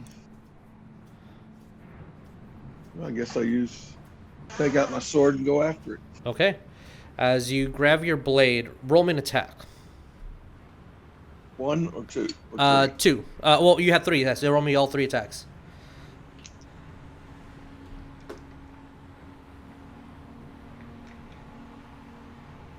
Uh, 29, 27, 20. Okay. I need 29. Okay. I need whoever's piloting Ariell, roll me a dexterity saving throw. Your DC is 27. Cole, I need you to roll me dexterity saving throw. Your DC is 20. Dex save for Ariell, no. Okay. Because he needed a natural 20 all right. to beat that. But I it's, need 18. Oleg, roll me damage. I actually got a natural 20. Natural 20? Okay. So 15, 21, 36. All right, Ariell takes 36 points of damage as Cole, from your perspective, one thing happens before you see Oleg grab his blade. You hear in the back of your head, "You're finally understanding." Oh no. As you hear that, you see Oleg grab his blade, his dagger, kind of swing up, and is looking at it. Look at his dagger, looking at it, sheets it, and then just grab his sword, cuts through the imp as the imp kind of slides into 2 and just falls onto the ground, goes over, impales Ariell, and then grabs his blade, swings it high, barely missing you as it kind of tears through the tent above. And then Oleg, you wake in the middle with Ariell bleeding, the imp cut in half, and your blade like 4 or 5 inches above Cole. What the fuck, Oleg? Oops. And he says, "Oops." No Loud, oops. how loud was "what the fuck" Oleg? I think very pretty loud. loud. Addie's running inside. Wait, Oh, what's shit, happening there? What would he missed? Oh, let's go see. You see the imp cut completely in half. Oleg, your strength is enough to kill the imp, so that's why I didn't ask you to roll. No. Kurt, no. Kirk is dead. You hear in also your blade, "I have never tasted their blood. Thank you for the gift." What the Oh. heck? Cole's like not waiting. He's running around to basically go and check on Ariell. Like, you good? Well, that's not the question to as ask. he kind of looks. Oleg, as Ariell speaking, Oleg, what possessed you to do this? This isn't like you. What happened? I mean, this isn't like me. I'm the guy that threw a dagger at your ass, and you just question me on that part. But you were mind controlled. Yeah, but what was that? Everyone start from the top because we just got here. I was reading the freaking book and then he came in swinging his sword and cut the imp. First, he came in and stopped for about 3 minutes. Yeah. And was 3 just minutes. creepily just looking at you, not moving. As the imp was trying to break free, but looked Checks like out there was for Oleg to begin with. Yeah, and then he stabbed Ariell, almost Checks out. stabbed too. me. Eddie's going to immediately do his spore His thing. thing. Yeah, and just start. He's gonna go after Oleg. all right. God. Oh shit! No, I was gonna ask Oleg what the fuck's going on. You can stop him, but I'm gonna. All right, then I arms- need un- everybody. he's poisonous though. So Um, come on. So you summon your spores. Yeah, what are you doing then? He's just gonna go after Oleg. What does that mean Wes- exactly? Are you attacking Uh, him, or are you just gonna talk to him? What are you doing? Get closer, but he will attack if Wes, Oleg Okay. unless West holds him back. Wes was gonna hands under your armpits and hold you up. He does have his symbiotic entity on, so you will get spores. Who are you holding up? I'm holding up Addy Oh, okay. because he is much smaller than I am, and I'm just holding him. It's hold like, on. no, Not you- much smaller. I'm like 6 a foot couple 5. I'm inches. 6'5" and 300 pounds. And lots of muscles. Okay, but again, that didn't. Addy, stop. Addy, stop. I'm just gonna kind of shake him like Addy. If West is touching him, then you're gonna have to take 1d10 of necrotic damage. All right, roll me a Necrotic d10. damage. He's shaking Addy. You're shaking off the pores. Hey, So small. As Is it necrotic? Hold on. I believe it's necrotic. As Okay. Wes, you start feeling all these horrible stings and burning sensations all around you as these little beads of kind of reminds you of like light bugs or cicadas start kind of burrowing into you and hurting you as you take 1d10. Yeah, we should have saved that one Yeah. time. This is like Wait, what I didn't quite hear what's happening. What happened? Oh, he also gets 56 temporary HP. He was beefing up. Okay, how much damage did Wes take?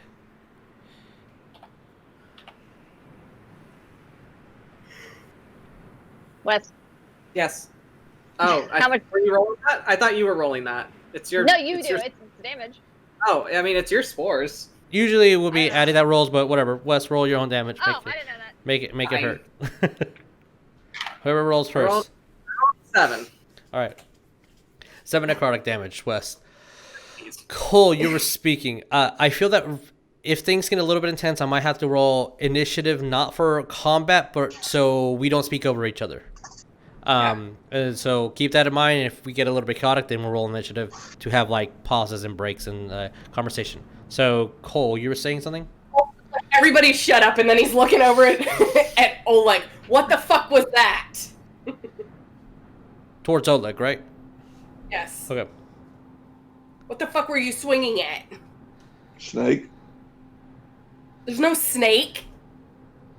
Saw a snake. So Oleg saw a snake. How big was the snake? Big snake. Yeah, we would have seen that if there was a big snake. There wasn't a snake in here. But he saw a snake. For what was going on here? And what? Maybe it will explain why Oleg saw a snake and nobody else did. I mean, if I may interject, and I'm gonna tuck Addy under my armpit. If I may, so You're still getting damaged. I know. Just saying. Sometimes I see things that nobody else sees, and we don't get up in arms about it. Just saying. I mean, at the same time, I'm pretty sure when you're seeing things, something triggers it. Yeah. So maybe with what's going on here, maybe it triggered it for Oleg. in all fairness, that book is not, Oh, is the book out? The book's out, yeah. Okay, Let so me, maybe try to that's find a what book. triggered it.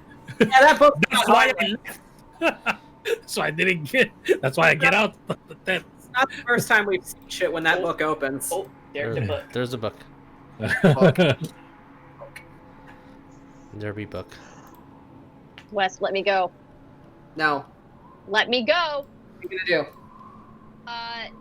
He will immediately oh God, what is the spell called where he just pops into fog? Fog cloud. Fog cloud. I I'm believe. trying to find it on my thing. Let me go, Yep. or I'll do it myself. There's What are you 100. It's 120 feet of cloud. Oh no, then it's not fog cloud. Oh, it's not fog cloud. Whichever No, it's- turn to mist something. I mean, do you have it Yes. prepared? I'm trying to. I did have it prepared, but I might have taken it off. It's not Misty Step. Shoot, what was it? What is Mm. it? Oh, if it's on. Yes. Oh, the dashes form. There we Gaseous go. Form. Gaseous form, that's what it was. He doesn't have it prepared. Okay. Oh wait, does he? Wait, hold on. Oh, that's gas. We don't want that one. No. Yeah, Gias. Oh, I do have gaseous form. Hell yeah. Gaseous All right. Form. Boom. Okay. So, if you cast gaseous form, you all see as this is now your boy. Poof. There you go. Turn dust You- cloud. Turn into a fart. You can move yourself 10 feet per turn. You dirty fucking cheater. As your armpit just gets close, like ow, and just this little mist of green, and like a little bit of the dreads kind of like poking out. It starts moving. He doesn't have dreads anymore. Oh yeah, you kind of yeah, and you comb them out. Yeah, forget. That was terrible. All right, so what are you guys doing? Depends if I blow really hard on that gaseous form. This is a curiosity thing. Are you blowing on it?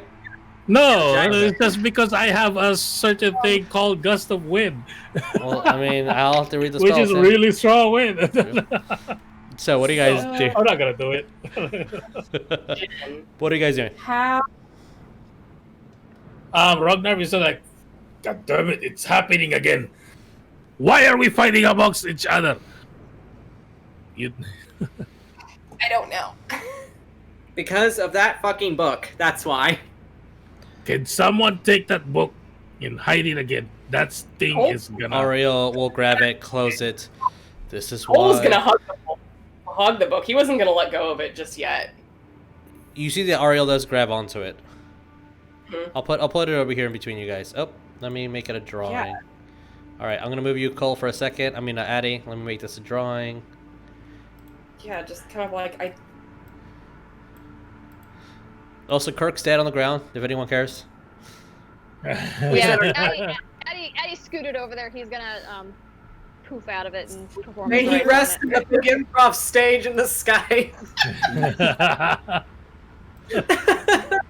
Where it's always open mic night. God. As I'll say that Ariell is gonna grab the book. Cole, this book is dangerous. You see what he made him do. Let me hide it. Who knows what other No. things I want. Just hide it, and let's talk about it right Books now. are evil. Or everything else is gonna be. Everyone's gonna start fighting within each other me again. roll You're supposed to be a party member. percentile. You're supposed to be heroes. Okay. Says who? I never signed up for And that. friends. And friends. Ariel's gonna look at you. Cole, please. Let me put it away. Look, I feel like I'm getting closer to trying to figure some things out. You've read the book. You've casted these spells on it. Every time you open it, something different happens. It almost killed some children that we saved. It made Wes blind at one time. Only for like an hour. And made Oleg see a snake.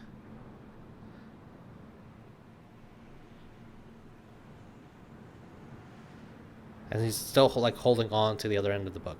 Like, kill, Kirk. Almost stabbed you. Ariell is bleeding. Hide the book. Wait, what did you say, Cole? Yeah, Cole's. Oh no, Cole's not letting go either. He's being very. All right, Very Cole, defiant. I need you to make me a strength saving throw. Oh no! You're good at those. Oh boy! That's an 11. Oh, Okay. cool. Little baby hands. As you see a bolt of lightning, Ariell's over here. The book is out of your hand and is in his hand, and he closes it and puts it into his bag of holding. This is bullshit. Oh, Ragnar was about to do something too. What are you doing, Rognarv? Or what are you I about was to do? about to, but now that Ariell has it and hit it, he was not gonna do it. Okay. But his eyes, I guess you could say like his eyes did start kind of lightningy a little bit, because he's not happy that his friends are fighting again amongst each other. You see that Ariell kind of takes a knee and sits down in one of his meditative states. I think we all need to sit down and have some tea and just discuss what's happening amongst friends. Tensions are high. We need to save Jamal. I understand everyone's stressed.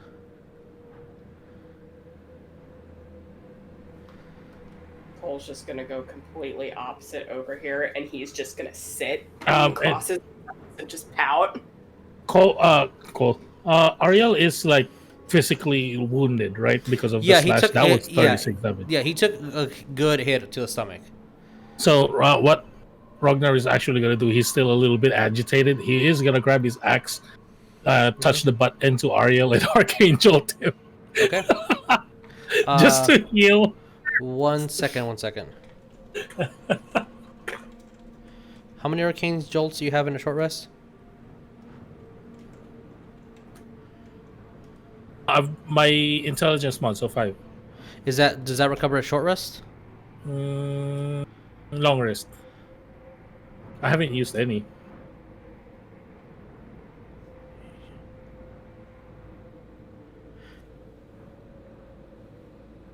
Roll me percentiles. Yay! I don't have any Archangel. 60. Okay. 60 and 0 is 60, right? Yeah. Okay, so 60. Roll me arcane jolt, and for some reason you immediately feel that sensation at the end of the day where like, oh, that's my last one. Okay. So yeah, that is a 7. All right, so It's he not heals a lot. so he max HP minus 30, I believe. 36. Oh, okay. So You got As damage for 36. the butt of the axe hits him, it hurts a little bit, and the static and electricity kind of flows through him. His wound gets closed, and he kind of rubs his hand over as it glows, and he just lays on hands and heals the rest. Oh, so he's fully healed? Yeah, he'll lay on hands himself, and he'll fully. Okay. I think that right now is a good point to go on break, accumulate what you guys want to discuss, and then we'll come back to the powwow in a minute. All right, everybody, enjoy our beautiful intermission, and we'll be back in a little bit.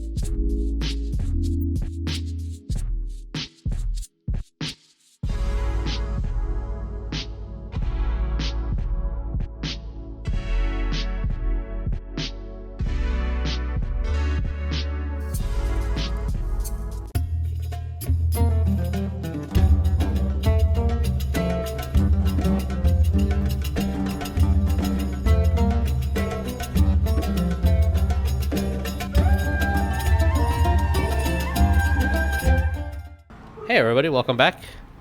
We has a ninja boy. Wait, my scroll said summon fiendish spirit, not celestial. What? Hey, Ariell. So, you guys had a minute to discuss and think about what you wanted to discuss. So, Elysian Vagabonds, what up? I was just sitting on the opposite end of the tent after Ariell literally just kind of snatched the book back from him, and he's just gonna go sit over there and pout. Yeah, that sounds about right. Addy, you're taking the Very two protective. parts of the imp and going outside? Yes. Okay. He's gonna Actually- go back here, I think, with it. We still Okay. haven't found Jamal, right? No, you guys have a good information that Jamal would be within what most likely was a temple for Nerul that is being used by the hags. Somewhere Wes- within the mountains. Yes, west. Wes is also gonna sit in the circle, and he's gonna just pull 2 beers out of his bag, and just open them, and just start drinking.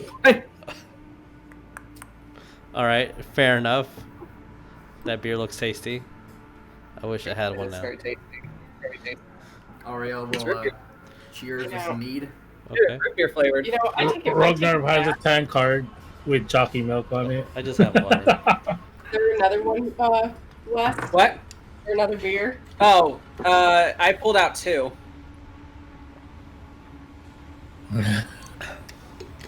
I guess that Sitting in the sand in front of me.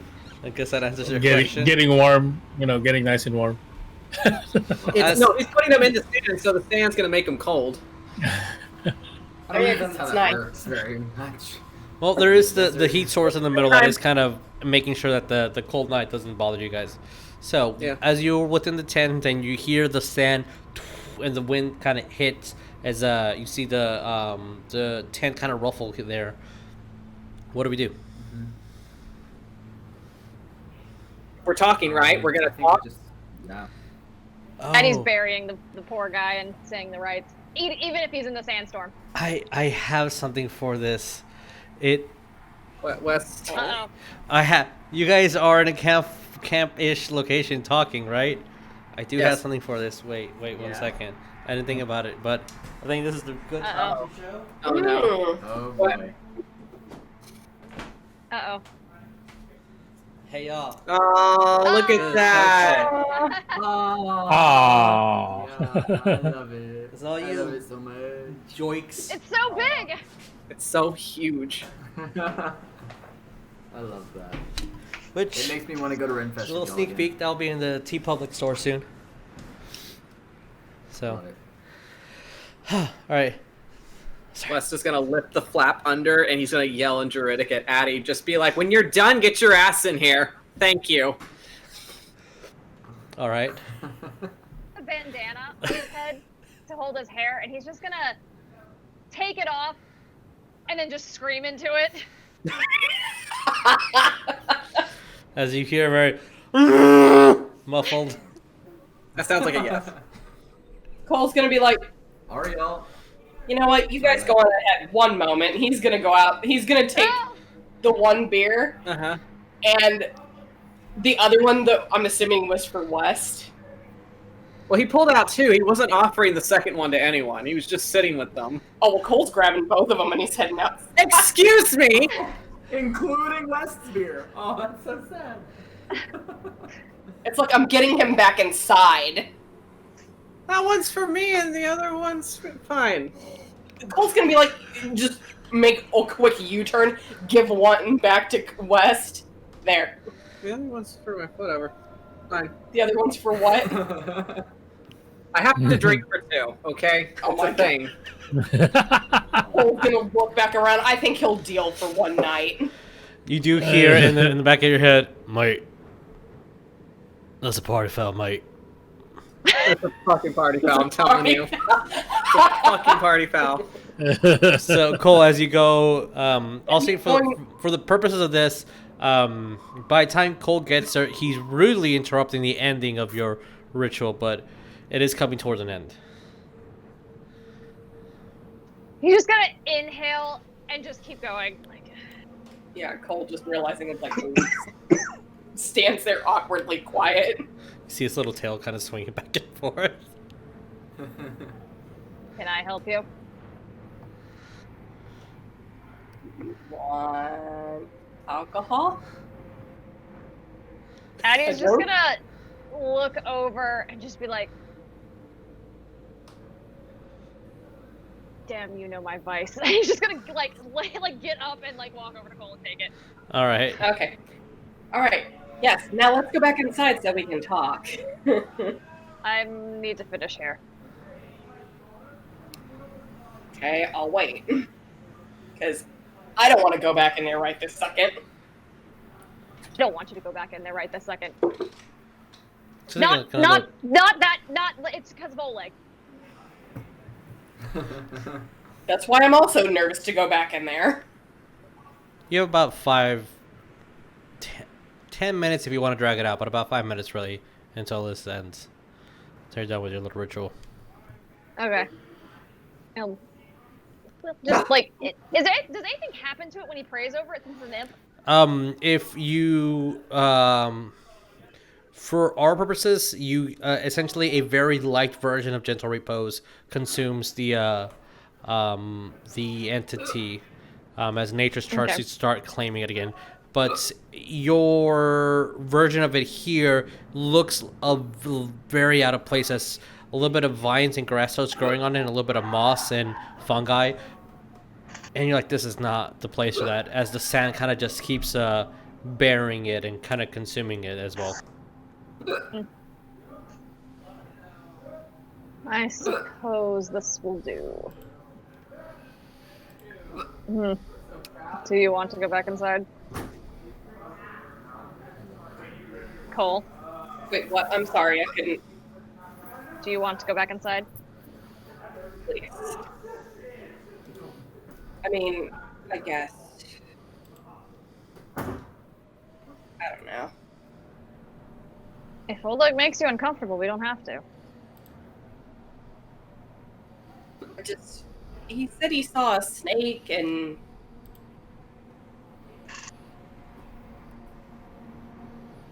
I've seen snakes around you. That doesn't mean I'm going to try to hurt you.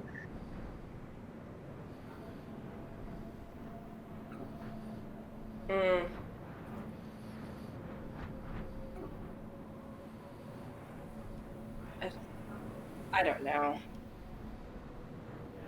Just, if anything happens to you, I will kill him. You don't need to go that far. I'm fine. For now. Yeah, Cole's just gonna be like, trust me, I don't think Oleg's the thing you need to worry about, but... What do I need to worry about?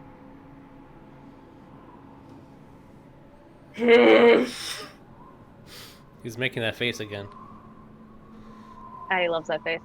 He's just gonna smile and say next to him. The and, one like, of walk me, around. Cole being like... The pouty Cole. Chickmunk. Chickmunk, yeah.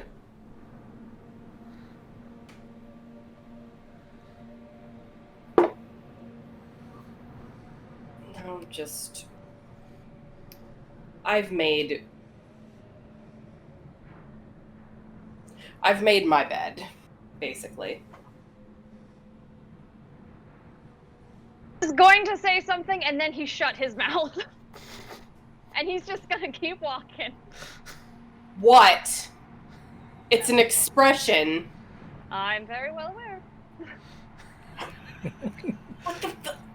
God As damn it. You guys, It's gonna go Wes, back as you're in. kind of nursing that beer, your two friends Share come it. in.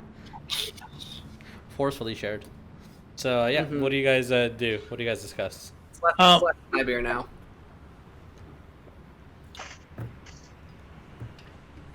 Oh, well, excuse me, Cole's gonna probably stay over here because he doesn't want to sit next to Oleg after what happened.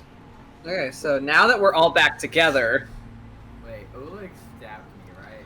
Yes. Oh, let me try up your volume a little bit.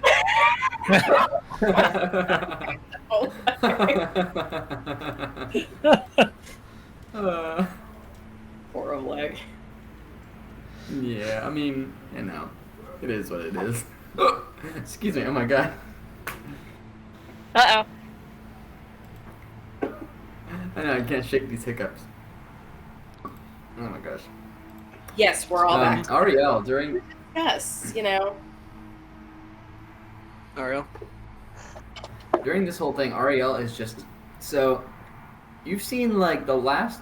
For a good while, Ariell's been really stressed. Obviously. So to the point his hair turned white. Funny. No, like, I mean, there's a lot on his plate. Like, he's been trying to save the world. Nothing's been going right, really. I mean, he has his friends, and those he considers his family. Like what? Excuse me. Oh my gosh, these hiccups are going to be the end of me. Like West. But, no, not like West is going to be the end of me. But West is like family. There we go. I wanted to clarify that. So he's been really stressed, and he's had his family, and his friends, but nothing's really been going right. But now he's finally gotten the last piece that he's been searching for, which is his sword. So now he can focus on things that aren't related to him, because Ariell doesn't like focusing on himself as much. He likes focusing on the greater good and helping others. So now he can kind of shift his attention. So he's happy. So you see him kind of relaxing a little bit, finally. So something rare, he's drinking mead and wine, which you don't see a whole lot of, and he doesn't seem nearly as stressed out or kind of anxious. So he's enjoying the night despite being in the middle of nowhere. Getting stabbed. Yeah, he's getting. If he could get drunk, he'd be getting a little drunk right now.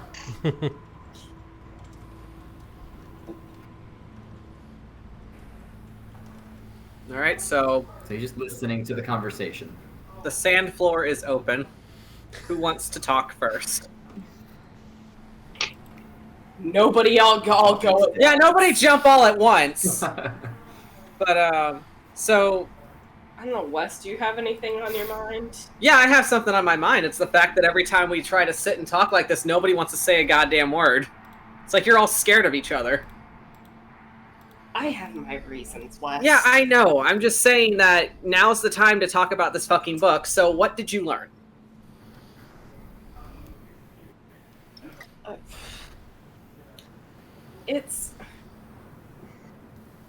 I'm sorry, because I'm trying to form words from what he did get from. That's fine. Am I supposed to say something? I mean, you were here in the room when all this was happening, but, you know, you saw one thing, Cole saw another, Oleg saw another.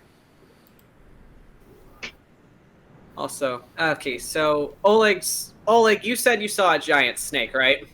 Yep. Like a big snake. Like how big was this snake? Pretty big. That's a really good size comparison, Oleg. Are we talking like Very big. Compared to the giants and the Doomwalker that we just fought not long ago. like big enough to eat someone? How about those sandworms? Okay, that's pretty fucking big.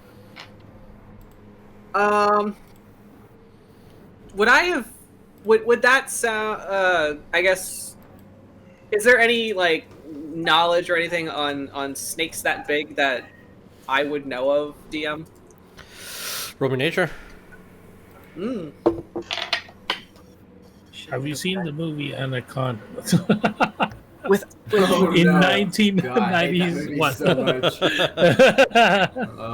oh man, That yeah, traumatized me as a kid. that's I made the mistake of finding it on TV at like 2 a.m. and watching it when I was little. That's an 11. I mean, anacondas are big. I mean, Yeah, big fucking snakes. that's about it. DM, would Yes. hearing upon a giant snake, would Addy remember that from when he died? Yes. Could he possibly make that connection, possibly? Or is that... Can you make that connection? What would your character think? What would your character do? He'll just like mention, he'll put that on the floor. Okay. He mentioned seeing a very large snake when I died in the library. Wait, what did it do? It wasn't... Was it- What did it do? Jesus, Was I it don't talking remember. to you, trying to eat you? It as the Raven Queen was trying to guide you over to the afterlife, the snake kind of intervened and then became the Okay. red man, and it was like, Yes. nope. Cole wants him back, so he's coming back because I outrank you. He won't say all of that. He will just say that the snake intervened, and he'll just kind of like give a Cole a bit of a side eye, like he's not sure if he should continue talking.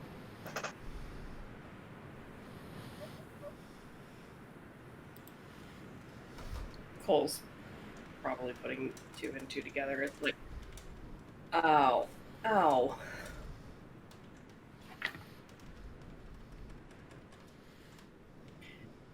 You see Cole kind of like look up for a second and then just stop. And then you see him look down at the ground.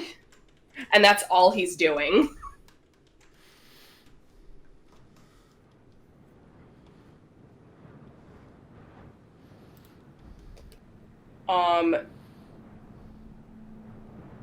Something still gotta be cryptic.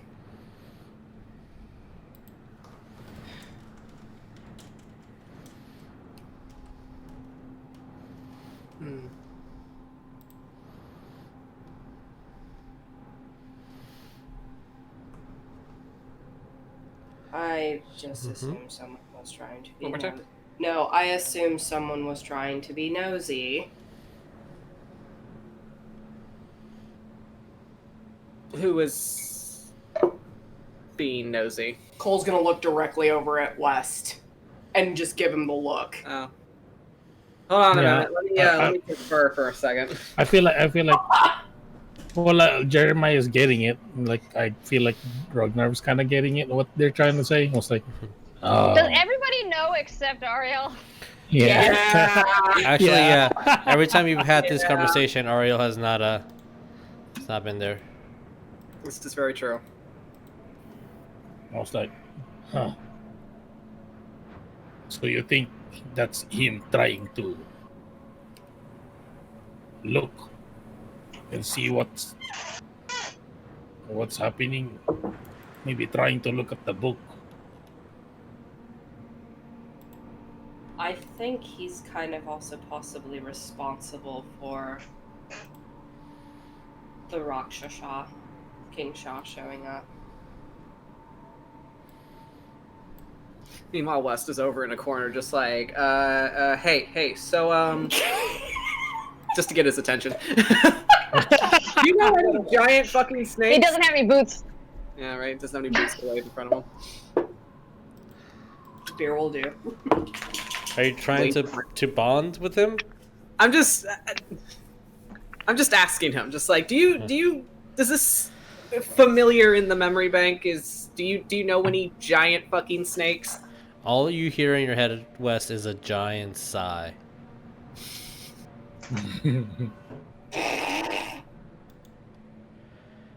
Is that a yes?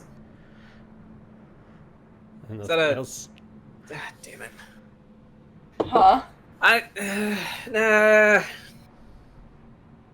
don't know. Don't worry about it. Just keep talking.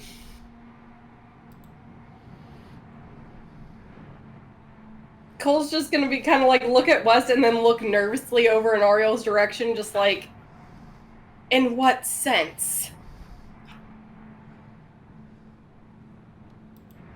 I'm holding his bottle of mead that he never ever drinks from. I'm kind of confused right now.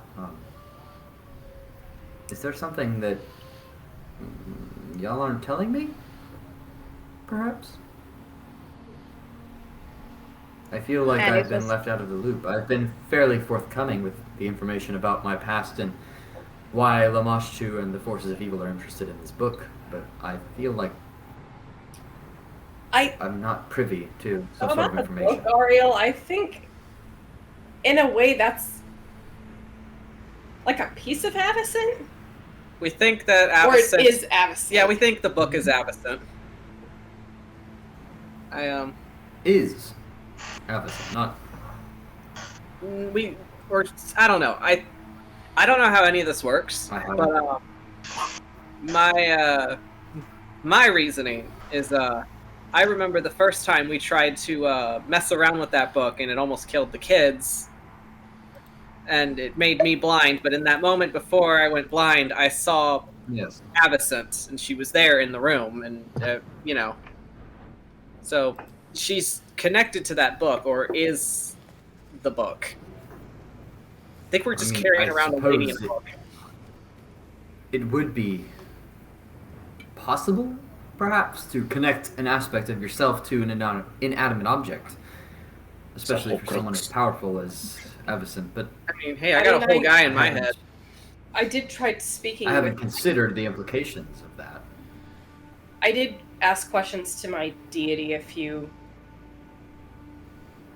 weeks or so ago, and I asked if she was still around, and I was answered with no, she wasn't. So this could be the reason why. I mean, then again, you're That would working. mean Yes. the question would be, if Avacyn isn't around, where is she? Is she in the book? Is What? Pointing to the Avacyn book? in... Maybe It's the that soul. one. Right there, Is it's right there. Avacyn dead? And Shit. if Avacyn is in the book, that would explain why the forces of darkness seem to desire it so vehemently. Is the book written by hand? Yes. It is, right, Jesus? Mhm. Yeah. Okay, I will respond. Yes, yes, it is. It is written. It seems to be written in Avacyn's hand. Have you tried writing in the book? No, we I haven't. think we actually have. I think I have a long Yeah. time ago. Let's try it again. She might have changed her mind. I think the writing just. It was almost like the the Harry Potter kind of movie. Yeah. Kind of thing. Yeah. They write the journal and it kind of disappeared. Yeah. The It ink was similar- disappeared, but that's it. Something similar. Yeah, I read that in a book once. The ink disappeared, but it did nothing answered or anything like that. We have, but nothing seemed to come of it. I mean, it has Does been that- some years. I could try again. Did I'm just curious if you wrote something to it, and did it disappear, or did it The go ink somewhere disappeared. else? The ink disappeared as I wrote it, but no response came. Can I try? What did you ask? Or Shit, say? I don't remember. That was like the first. Yeah. Can we try it again? streams we ever Try it did. again. That was, Try it again. That was 3 years ago, I'm IRL. My, Yeah, that was like my 3 only- IRL years ago. That's a long time. Let's try it again. My only thing that I'm getting from here is perhaps if you ask a question in the book, perhaps maybe it doesn't answer in the book, but around it? I suppose it would not hurt to try, although in the event something similar happens as it did in the tavern, I would suggest anyone who is not adept or skilled in celestial magic leave the tent. Or just close Are your it- eyes. Oh, like, are you gonna remove the book again? I will, and I will open it and try to write. If something happens, I would prefer my friends not be injured or blinded from... Rognarv is gonna what- face palm his hand and What I mean his language is head it written in? go away. Okay. It's written in Enochian, right? Yeah, it's written in Enochian. Wes What just is like it? reaching It his is. hand out for the book. What is It is that written like in in Enochian. comparison? Enochian, celestial, but yes, it exactly. It's the first script of celestial writing. I have been able to decipher most of what is written, but there is still some that has eluded me, and some pages that have not revealed themselves to me. Why don't you let the If you person write- who can possibly actually read it look at it? Why don't you write in Infernal? I suppose I could. Ariell.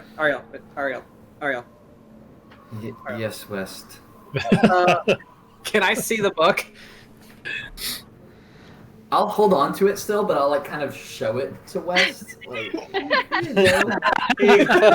Yeah, Wes, you can read it. You read all languages. Look. As your eyes kind of shame a little bit. And if you're paying attention, you would notice that Wes' eyes, his pupils kind of move to the side, almost like a goat's. Ew. And then it goes back to normal, and you can read it. Ew. Cool. What's it say? Well, right now, let's just tell, like, the random page that he flipped over, it's describing a beautiful sunset.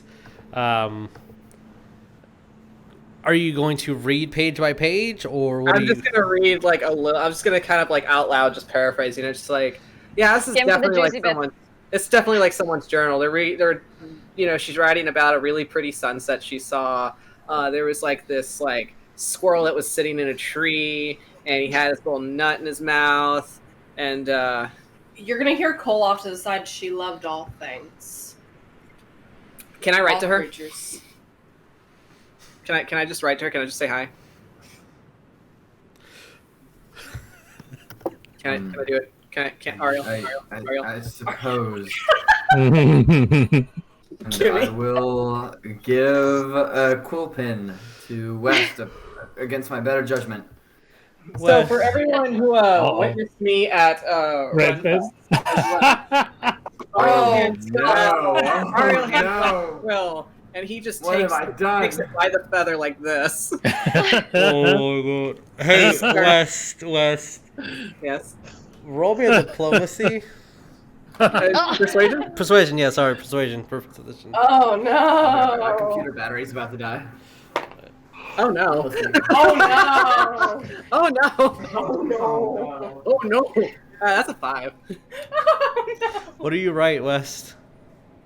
Hi. Hi, this is West. That's all you should write. I like squirrels too. What's your favorite animal? Oleg, you see, as Wes writes on this, a woman with beautiful dark hair and these beautiful wings. It looks like someone is stabbing her arm and carving into her arm as she grabs Wes's pen and snaps it. And Wes, you just, you were grabbing onto it too hard. Your pen just snapped and there's ink all over your hand. As the ink I broke your pen. kind of goes into the book and then just disappears. Okay. Can I do some type of intelligence check or something? What are you trying to discern? What's I've already been, blamed for slicing and dicing up Ariell, so I'm a little hesitant to make a move now. roll me an insight. Shit. In all fairness, you have been pegged for a murder, so 4. this isn't out of 4. character. You don't know if you should trust your eyes right now. Whatever it was that when that book was open, you're seeing a lot of things, and it's dying down for sure because you even saw Wes's face get stretched out. Ariell became as bright as a beacon. Coal was melting, so you were seeing a lot of weird stuff. And at the moment, you don't know if you're still hallucinating. It's not I as don't hear him screaming in pain or anything like that. you do not hear so him I'm screaming in hesitating. pain. You do not hear the lady screaming in pain. It looked like, as Wes was writing, it almost looked like something was carving onto her arm in the exact same format, and she was mad and snapped the pen. But Alright. nobody else is reacting to it. Just Wes is like, "Oh, my bad, I broke the pen." So you don't know what to make of this. But it's not violent like the other ones were. All right. It does look real. I'm just going to watch the show. Okay. I will Sorry, I look broke your around I'll take the pen and I'll look around the tent. Is there anyone who could possibly fix this quickly? The pen? Rognarv is outside. I'm just gonna reach over and hit and do a mending spell on the. The pen's mended. Thank you. Ariell didn't keep the And receipt. I'll kind of take the book back and I'll get the pen out. And I will write in the book, when is the third eclipse to occur? That's just wipes it. I'll write it in Celestial first and see if I'm sure Avacent could possibly understand that, but given the nature of everything. If not, Infernal will work. I'll write it twice. I'll write it in Celestial above and I'll write it in Infernal below. I would say roll me a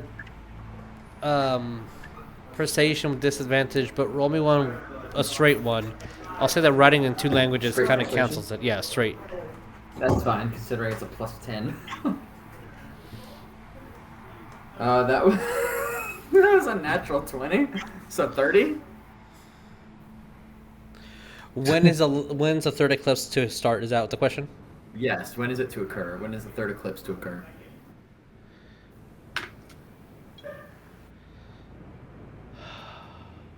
Avacent seems to be linked to these events in some way, shape, or form, so I'm hoping Avacent may be privy to some sort of information we are not. You, depending on this.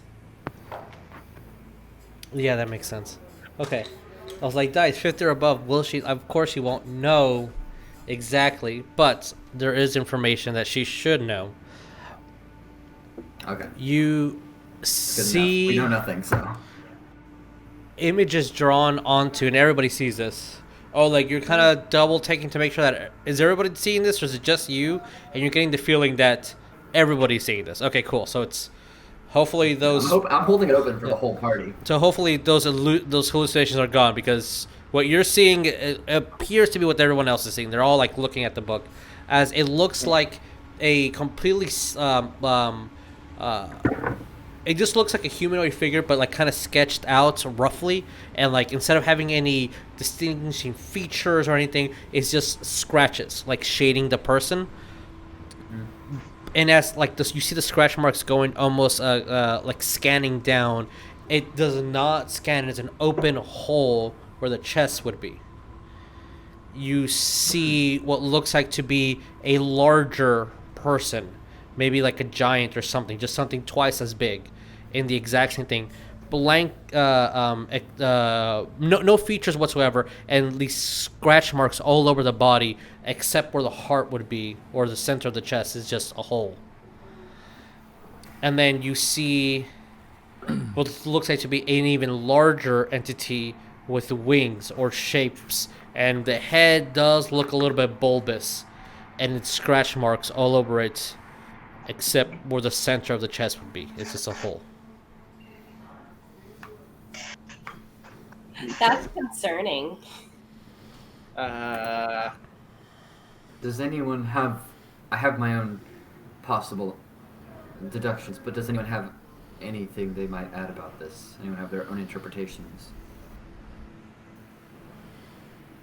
They're missing their heart. It's a quite literal Or- interpretation, but... Or their soul, or I don't understand. I mean, I'm missing mine too, but you know, I don't have a big old hole in my chest. I think it's The figurative. soul. I feel the soul, or the grace, may be more of an accurate term, as I have experience with such a thing. However, is it perhaps corruption? Is everything except their soul corrupted? Yes, West? You have... So Yeah. you mentioned grace. So Yes. what if like it's like with you, but it's like a physical object, and like maybe then he like points at the book. Maybe that's the thing. You think that the book is perhaps Avacent's grace? I don't know. Maybe she put her entire heart into that book because she really likes. She loves life and living things. So Yeah, some Coleton's people putting it like pour their heart out everything, into their. like not even if- not just the good in if- this world, demons too. If that's the case, See, we could as- make the argument that she puts her heart into everything. That's a lot of hearts. You many see hearts do from, angels have? from... But Cows one. have 2 stomachs. That is, I thought they had 4. Four? It might Or be is two. this trying to grab his I thought it was phone? three. Write that information down. I'll have to ask another druid. So Ariell I will and consult the world of knowledge. Ariell Give me one and knowledge. West, can I have Yes. you both roll me? Let's go with the theme, an intelligence check. No, that was a cow. Ah, a cow has but one stomach, but 4 different chambers. Oh, Oh, that's what it was. all right. What was my roll again? Intelligence check. Both right. Intelligence. That is a I need to roll that crit too. 14. 14. Okay. Did you say I needed to roll that? Mhm. Okay, I rolled a 19 plus int. 22. 22. So West, Shit. you've been dealing with the hags for a lot longer than you actually want to. Yeah. You do know that Oriel was particularly mad when this one hag had the heart of the man from Phoebe, that one farm. Right. And Ariel, you do know that hags like to corrupt hearts. The more it changes, the more energy or taste or whatever it has to them. But the corruption of someone who was once pure, like they did to that man. It was a great man, and their entire village was burned down. Everything was stolen from him, and he gave up his heart willingly. So that's kind of what I was getting at out of character. But in character, I'll kind of ask the party. And I'll say, so from what we have read, it seems most likely... Can y'all hear me? Mm-hmm. Yes. Okay, cool. The music stopped for a second, so I wasn't sure if my internet gave out or something. No, okay, yeah, it's resetting. Yeah. It seems most likely that Avacent fell to Lamashtu. However, from this, do we reach a consensus that perhaps Avacent shielded a piece of herself in this book, a piece that was uncorrupted by Lamashtu inside this book? If we were to give this book back to her willingly, is there a way we could bring Avacent back, or perhaps erase what has happened to her? I'm unsure myself. I haven't dealt with anything this in depth, with the soul being just a servant of the gods, not a god himself. Hence, Ariel, but my thing is that you bring her back, or I don't think she's really going to very much side with, say, the gods. Yes, West. What about that Why should whole? she? Yeah, I mean, Exactly. why would anyone? No To be offense, Ariel. honest with No you, offense, what- Cole. With what I read in the book, I honestly don't trust Mount Celestia. Yes, I've West. had my own questions. Yes, West. I was just I gonna looked say. at Cole and kind of smile. I don't know. Like, there's been a lot of scary individuals that want that book. I remember the Aboleth that wanted that book, and then the whole bringing back Avacent thing. But what about the book in the library? How there was a chapter missing for how to create an avatar. Yeah, that was very That's concerning. something that is also bad, I think. Mhm. Maybe because So is this avatar supposed to be an avatar of Lamashtu or of Avacent? we don't know. I'm I believe The we'll have hags, to press the forward hags have been with that. wanting to bring Lamashtu back. It could be. If they bring her back as an avatar, and if she performs a miracle or something like that, she will be in the material plane. Yes, Wes. Indeed. I'm just saying if it could be Lamashtu both. is here in physical form, all will be lost. But what if it's both? What if it's both? So hear That me out. again begs the question. Yes. Hear me out. So what if, because from what I am understanding, which could be completely off base, but Lamashtu, or at least Avacent loved Lamashtu. They had some kind of connection.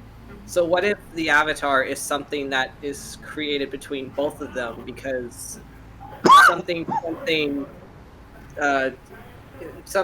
that's part angel and part demon Part is celestial, part it's bad depending on who you ask. aberration. So what if do you that's what they're trying to make? Celestial plane would consider it an abomination. But what if that's what they're trying to make into an avatar, and then making that avatar into a god? Would Jesus. this book be like a missing piece then? The soul? Maybe. What if this is the I avatar? has a question, Jesus. Yes. And it's more notes based. It's some of my older notes, which I have half my notes here. The other half, older half, are back home, and it's a bachelor party, so I've kind of been drinking a bit, so I don't remember everything. But remind me again. So Lamashtu, it was Avacent and Lyra both kind of fell for Lamashtu. Lyra was killed By in a Avacent. way by Avacent. Is Avacent killed, or was Avacent still alive, or is she just missing? That you don't know. Avacent was dethroned from her position as one of the archangels that had to deal with the first level of hell Yes. in the Blood Wars, and was Yeah. given back to Zell, I believe. What's her name? Which you encountered that angel Yeah. or fiend now. So, To be heard. Ariell thinking here, Lyra was killed by Avacent for loving Lamashtu, but at the same time, is the book an uncorrupted version of Avacent's soul? A version that is not in alignment with Lamashtu? Did that uncorrupted version have anything to do with killing Lyra for allying with Lamashtu? Ariel's mind is kind of in a jumble, and he wants to give the it's kind of in his spirit to give the benefit of the doubt. Unless he has, affirmed, he's affirmed that they're, his answer. So, he doesn't know. He wants to give Lyra a benefit. Of course he wants to give Lyra the benefit of the doubt, because Lyra was his goddess for, thousands of years, or millennia, or whatever you want to call it. But at the same time, he doesn't know anymore. The way heaven has been kind of treating him and wanting him, under arrest, essentially, for trying to figure this out, and the way hell's been after him, he's caught in the middle. He's going to just write in the book, because he feels like this is his only connection with Avacent. He's going to write in both, again, Celestial and Infernal. He's going to write, "Are you still in love with Lyra?" Or not Lyra, sorry, Lamashtu.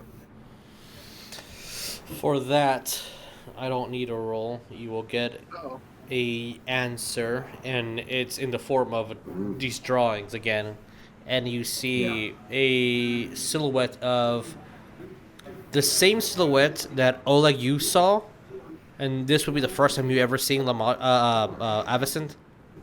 You see a silhouette very, very akin to Avacent, but the sketches and the drawings around are very light, almost like a white ink.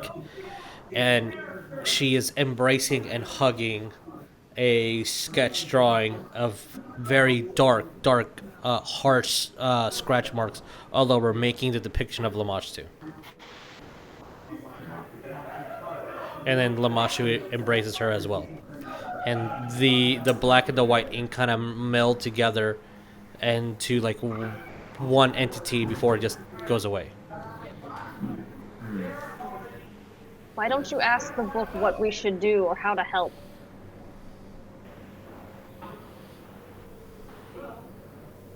But what kind of question would what kind of answer would be provided for that? If she is still in love with Lamashtu, and we ask how to help, she may give us an answer on how to help bring back Lamashtu. That is the last thing that we would like. Yes, what? We need to think of our words carefully. Yes, what? Sorry. Someone give Wes the brain cell. This is What? He's just thinking. So it's I mean, I don't know. I could be completely off track on this, but Has every single time that we've encountered a woman that has been forcibly impregnated been an attempt to bring back Lamashtu and or Avacent or whatever the hell they're making? Like failed avatars? Maybe. Because every time that we would encounter, I remember there was a woman in a small village, and the village was attacked, and before we knew her, she was not pregnant. But then, when the moment the village was attacked, she was pregnant to the point of giving birth. And Would that be like a religion type role? You can roll religion for that. Wes, you do know that she did give birth, and it was to like a deformed goblin. Yeah, it literally It just like forced its way out of her. It literally like Could chest Cole bursted also its way out. possibly roll religion for that, Jesus? Sure. And then under the city of Corvassa, when we were looking for the queen, we found that temple that the hags were in, and there was that one girl who like had the chains and like the scars and stuff that they attacked us in the graveyard. They threw her into like this fountain, and when they pulled her out, she was pregnant and then also gave birth and died. Then would that would make Tarsius and Cordelia avatars, considering they're still living. Because Maybe they're not avatars, but followers, right? Well, they're children. They don't. Exactly. Yes. Could it just Holy be shit.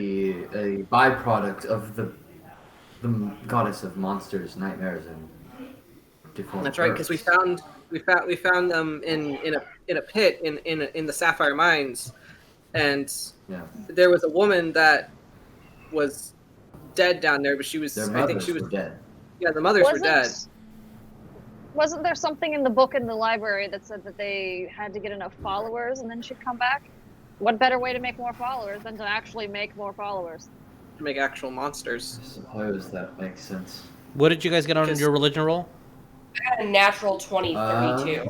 Okay, that's good. Holy shit! I got 24. 24. Okay, so that's really good. I'm like, Ariel, that's good, but Gold, that was really good. So, Ariel, you everything that Addy is saying makes sense.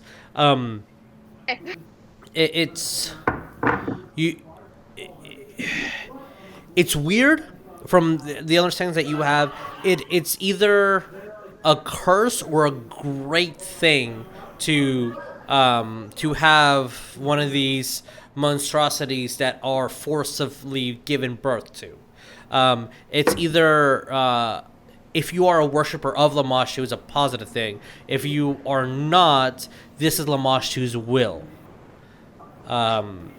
So it's you without being part of the actual cult, it's kind of hard to know what the truth is. But those are very, very good possibilities. The idea of forcibly bringing more monsters into the world, more deformed entities, since these are things to be praised in the worship of Lamashtu. A deformity is a great thing. Ugliness is a great thing. To shy away from this is to shy away from the natural order. And you Cole, as you're understanding this, you're also starting to see Lamashtu is the only entity that adores and loves those that are not loved. And you feel that might be the strongest attraction to why Avacent fell for her. Ariell feels insulted. All these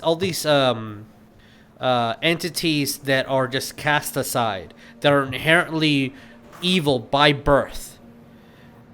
There's many entities out there, organizations that would kill them. Lamashtu brings them in and says, "These are my children," and that is an attraction that Avacent, as this great angel of love, had. Now, Cole. Yes. No, I was going to say Cole pretty much explaining that. Just like, these are creatures that were beings that are persecuted for being innately evil. And she protected them. She protects them. And Avacent probably found attraction for that. But, Cole, one other thing. these rituals that they were casting, that they were doing, what Wes was saying, you has strong hook, like kept your mind thinking in the background, and until you're really like piecing. Now what Addy said and what Ariell's saying, like a lot of the puzzles starting to make more sense. So everything they're saying, yes. You think that? So I rolled for it. Sorry, go ahead. Oh, you're thinking that what your mom said, there is an innate magical oomphness to the numerical 3 for hags. Hags function in 3s. Hags are more powerful in 3s. Maybe the third attempt to the ritual is the strongest version of it. And maybe it's through the mechanics of the gods and of everything into something else that the Rakasha said. Almost to the step that he found y'all when Wes was falling. They're not attempting the ritual with a mortal person. They're attempting it with the dragon now. And they have the proper scroll. That keeps lingering in the back of your head. Of like, they were trying to do it based on faith and luck. And now they have the actual answer. And now they have literally the dragon power to do so. Ariell. Yeah, maybe kind of standing up and pacing back and forth and saying that out loud. Okay. Like, yeah, just before it was just, hey, we can possibly, do this with what we have. But now they actually have the components. So the plan is get Jamal out safely, destroy the scroll. Addy? So everything before the trial run now is the real deal. But I rolled out of game. So the roll came up a certain way, so I will act that certain way. Ariell is now more interested. I know that he said he was more focused on everyone else, but having answers like this given by Avacyn, it's tempted him. And he is going to ask a question without consulting the party that is more personal. And he's going to write in the book, did Lyra go to Lamash too willingly, or was she coerced? Because he wants to know why she would have betrayed him and her followers. Yeah, roll me persuasion, and then we'll go to Addy. Oh, where's my die? Persuasion, that is a 29. 19 plus 10. In Broken Celestial, the book will respond, love is love.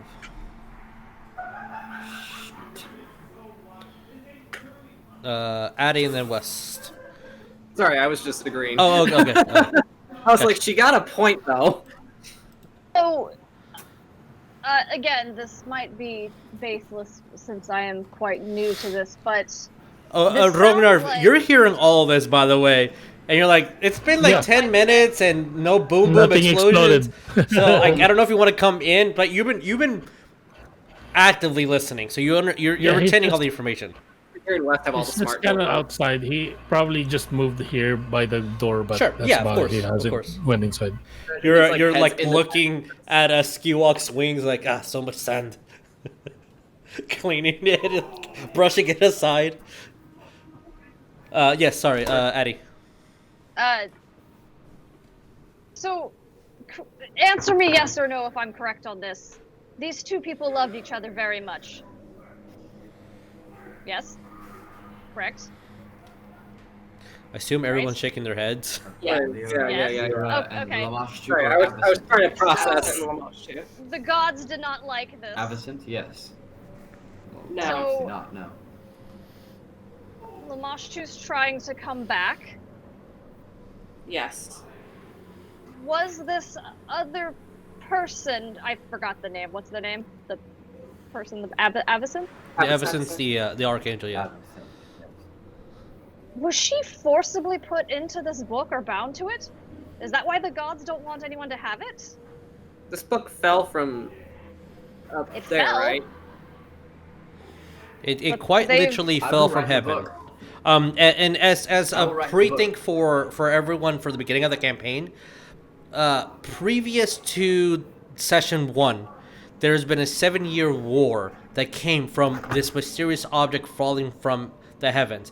Every religious organization, everyone around the world was saying that has something to do with my faith, or we need to rescue that because what if the other side gets it? What if this other country gets it? What if this other village gets it? What if that warlord gets it? So like this thing was very, very important, and it was a conflict around the world that kind of died down to the last 3 stages. One was Krovasa, one was the Last Wall, which is a group of monks and paladins, and one was the Orc Stronghold.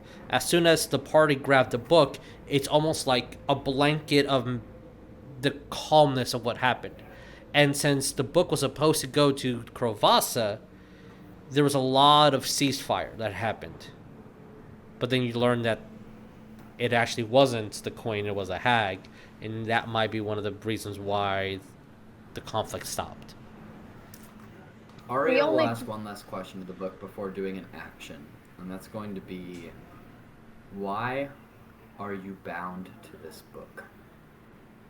Or how are you bound to this book? It's a better question, I suppose.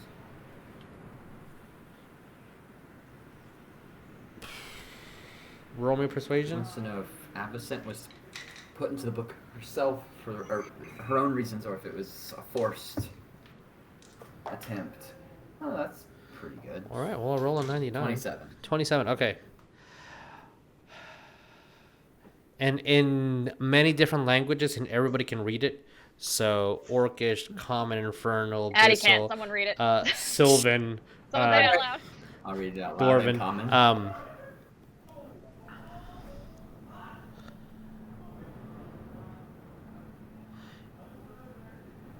It will say,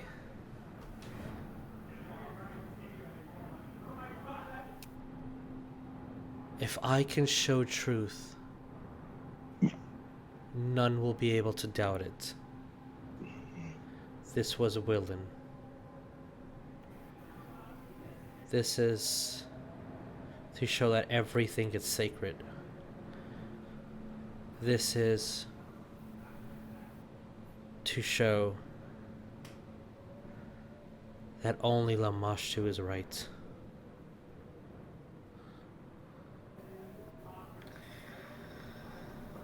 Oh, that's not what I wanted to hear. Oh, this was willingly done. Because Correct. now, if Ariell had doubts about giving this book, or like, had thought about giving this book up to the heavens or to anyone else before, that has just cemented in him that that holding on to it, keeping it from others is his own right. Like, this is something he needs to do. He needs to keep people from falling for these false teachings, from their own indoctrination, whatever you'd like to call it. But she's the embodiment of love, is she not? You're gonna keep that from people? There is love, but that does not make it the correct form. What is the correct form of love then? Is there even a correct Love form? She's not being told. murder and forced impregnation by the monster. It's not. It is a free will. It is love of one's own free will. It is not a forced love of others, which is what She had free they've been will, and forcing she was on told that others. her love was wrong. Exactly. Then Which- it's How do you explain this to those people in the multiple villages we've seen, where each one has been murdered by Lamashtu? And each forced one- to have her children. And each one has murdered, or like on site, if you're from, the underground, or you look a different way, you get attacked. This is exactly what they've been wanting to do. They're literally showing how horrible people are. There is a right and a wrong way to go about such a thing. This is not the right way. I feel like there's a gray area somewhere in Turning the between. world to darkness is not the right way. they're not doing it the right way, Well, but Well, neither is denying forcing it in the people to first live place. underground, but I feel like there should be some compromise. We shouldn't be, pushing people away just because they're different from us. We should be finding a way to work with them And coexist. Yeah, that's the word. I'm not saying that we give in to like murder and shit, but I'm saying that maybe there's a middle ground. I mean, yes, we're gonna save Jamal. We're gonna keep the hags from doing some weird shit because I don't fucking trust them. Don't fucking trust them. They're shady bitches. Don't trust hags. Don't shady trust hags. They're bitches. fucking shady bitches. They completely lied to you about getting candy and then they wish bag and. that such a thing were possible, West. I have seen the shortcomings of Lyra.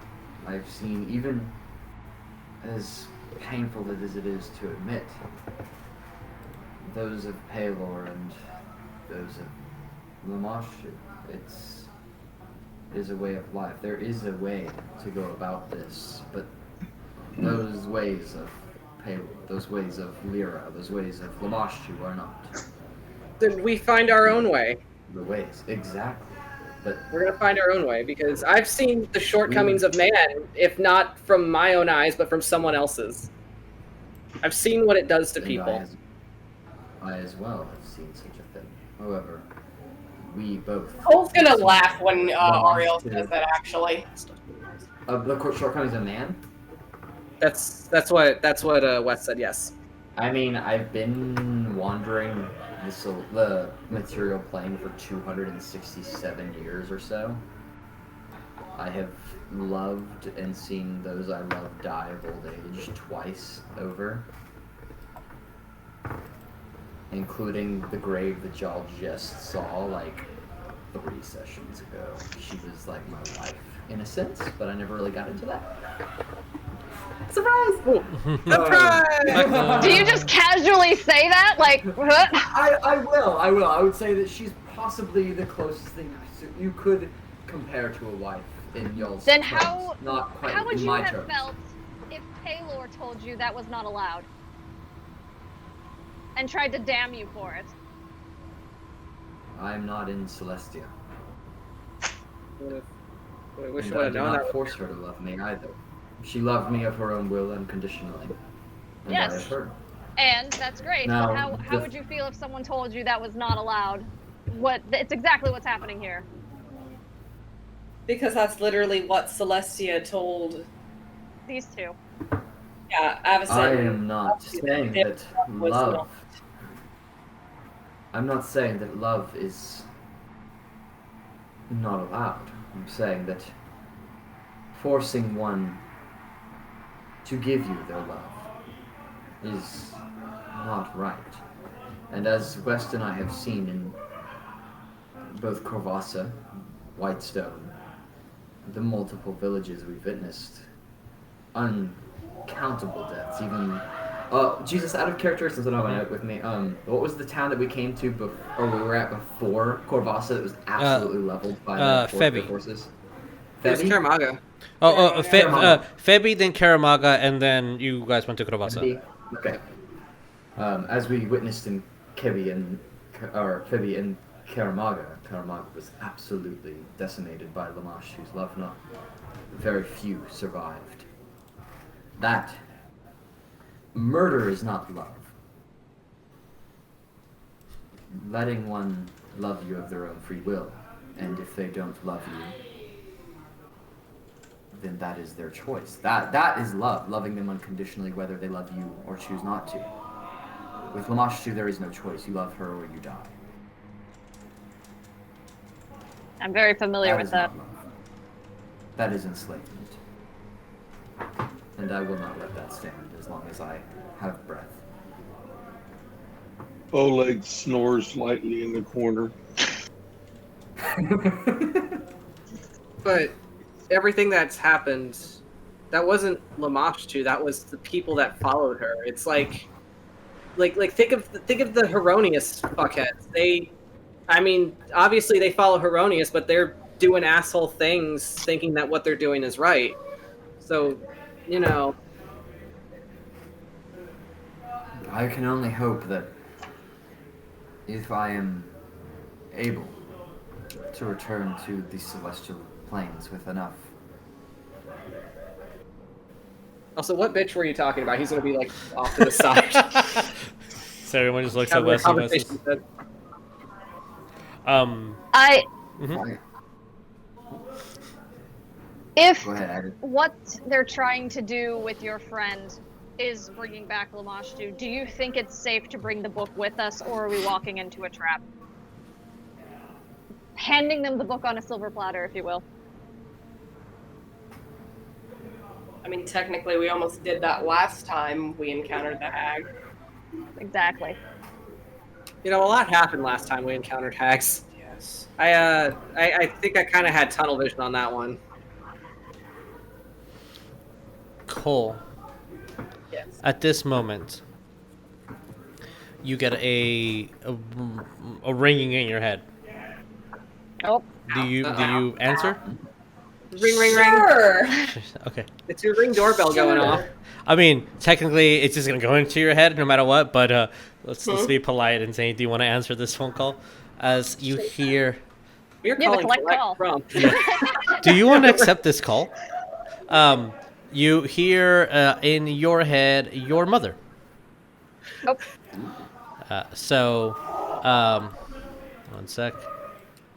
Yeah, I go. Okay, so you hear, Hun, me and T have good information. We have a plan. Thanks to Okay. his friends, a temple spell that can trap the bitch. Spell ends. Wow. Immediately, immediately after that, there's another message. Mom? Somehow, I like that in message spells, like you can hear the frustration as long as it's not a word, and you feel like she doesn't know how to say this, so she just lets it out. Somehow, Chaddington has an incomplete copy of the spell. I'm sorry, what? It takes 24 hours to finalize from start to finish. And at the end of those 24 hours, the avatar becomes fulfilled. Message ends. A third message. Cole's repeating this and Oh my getting Okay. it too. It's like a person who can't like text in one single text. They In all send fairness, text. Yeah. In all fairness, that is Kaizen play. In all That's fairness. exactly how she would be. Cole has also done the same thing. And Cole has done that too, yes. It's a family thing. If she is trapped, she can't become real.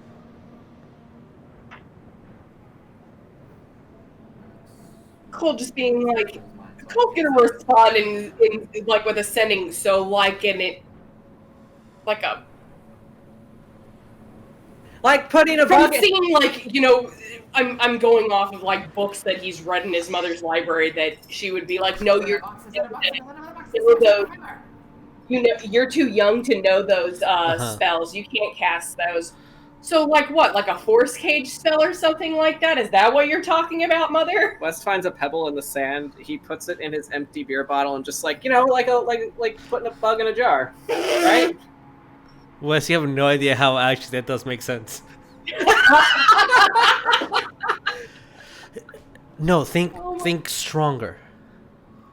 It takes about the same energy as a resurrection, but it's a spell.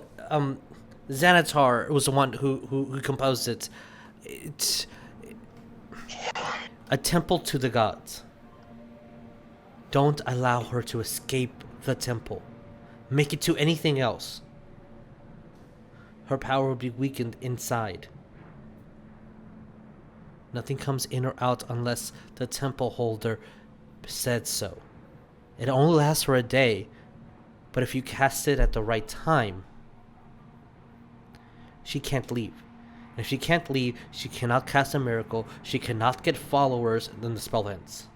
Since it's only limited to 25 Yeah, words. and Cole's like just kind of repeating this. Just Yeah. Ariell would stop dead, like, in his tracks with his whole conversation about his experience with his and West's experience with Lyra and her love. And just, like, switch tracks to this. And he'd be like, so what you're saying is if we can create her avatar and cage it, essentially, she's diminished. She can't do anything, that much I So, understand. would it be She won't of be our able to- benefit to cage her in an area that is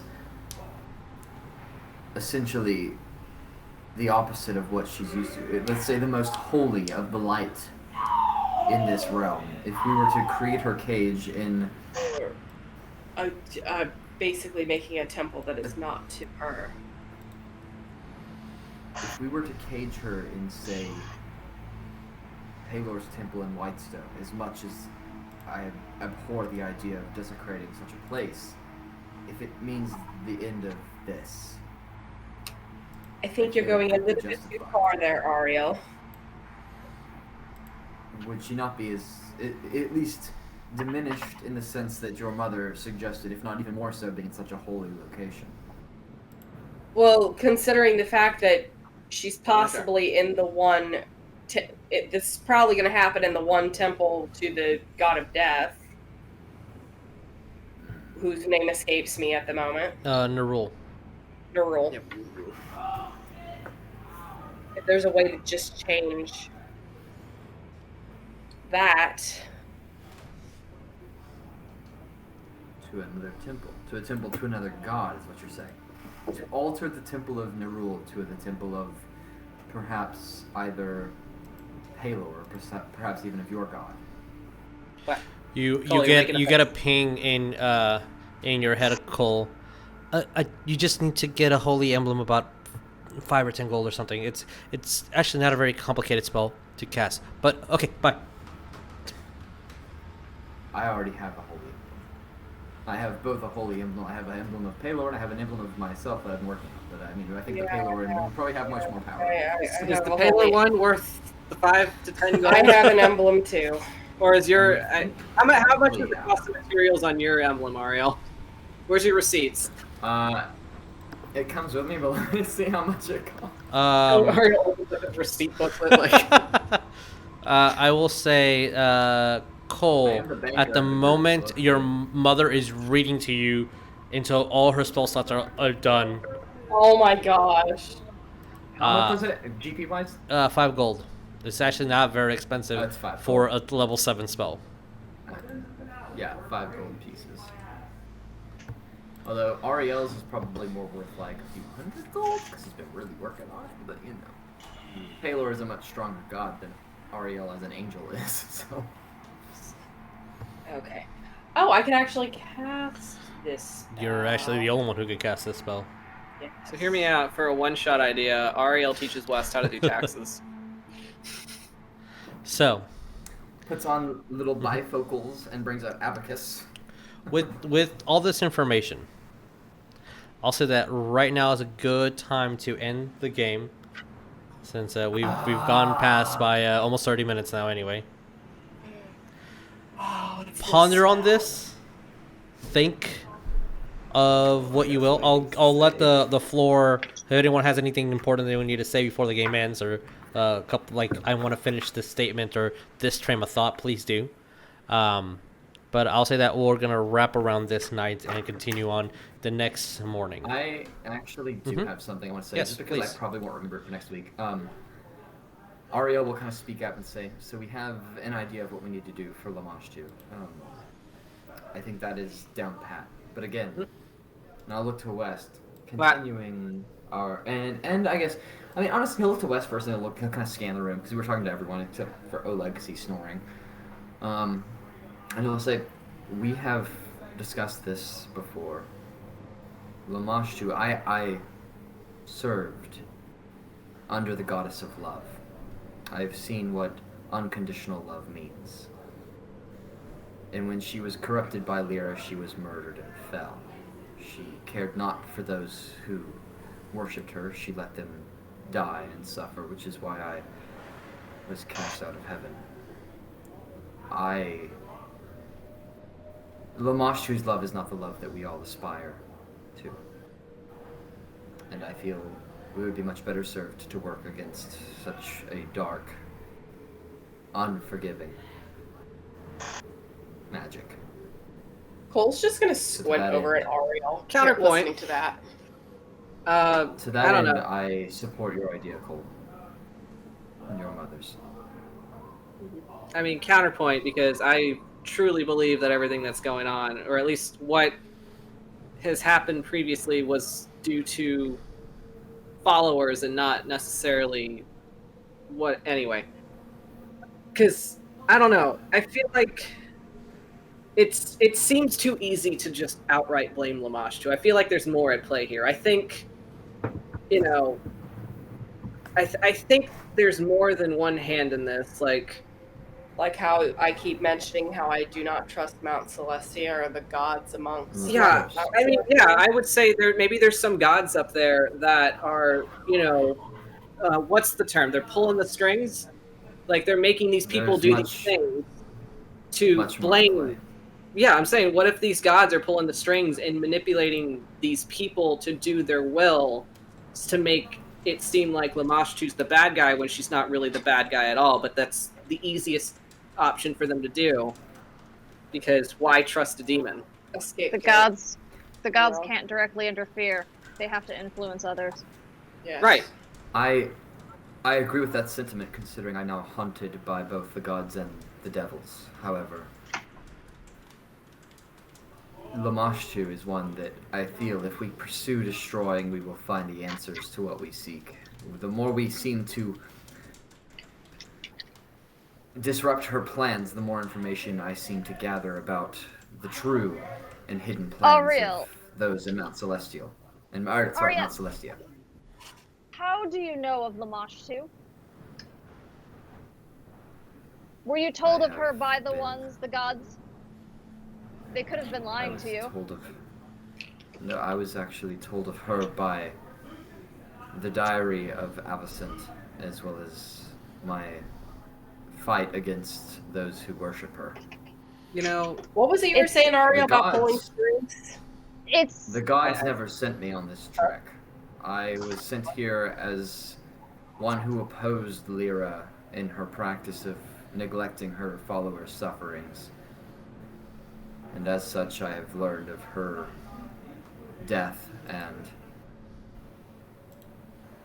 the Well- suffering of those who follow Lamashtu. It feels as if these two want to be together, and the gods say no. So they're doing their damnedest to make sure that those two keep separated. Even if Yeah. it means Probable that killing both are wrong. people. I don't think this other person's that of to blame. They're going about it incorrectly, but Yeah, I think can't say it's the right way. If Avacent and Lamashtu were to fall for each other, fall in love with each other, as strange as something of that sort of nature would be, that is not of my concern. It's what is my concern is, if they are to love each other, why is Lamashtu and Avacent so bent on creating monsters and monstrosities on the material realm for themselves? Hey, don't you Those things can be dare! brought back. Hey, between- Wes, what? So, Wes is actually gonna get really angry right now. You're like, because he's gonna just stand up and just very angrily just say, "Don't you dare call Tarsius and Cordelia monstrosities. They are children, and we love them very much. They're gonna grow up to be good fucking Of course. people." Of course, and I have done my best to raise them as such, and I love them unconditionally. However, the circumstances of their birth, the murder of those impregnated by Lamashtu, I cannot ignore their deaths as well.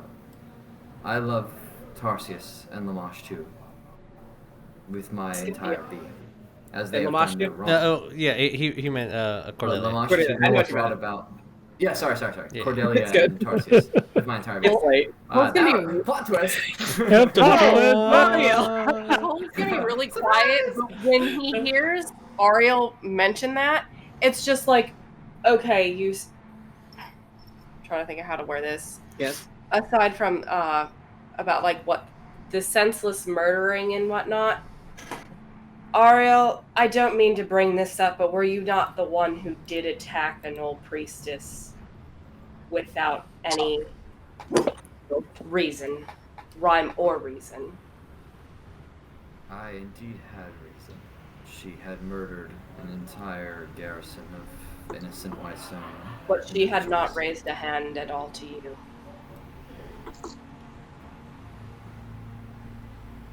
Many have not raised a hand to me, but it is the hand that is raised against those who cannot defend themselves easily against such a threat. Those were armies that could have easily defended themselves.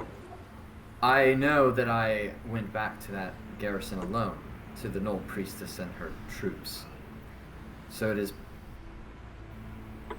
information most likely not privy to the rest of the party. However, the majority of those occupying that fort I let go. I told them to leave. No harm came to them. I asked them simply to leave. I don't have any qualm against those who wish to kill others, but if you wish to kill those who are otherwise blameless, I cannot let that go. What about all of the terrible creatures that are aimlessly killed for being different? I speak not for those. I have not killed them.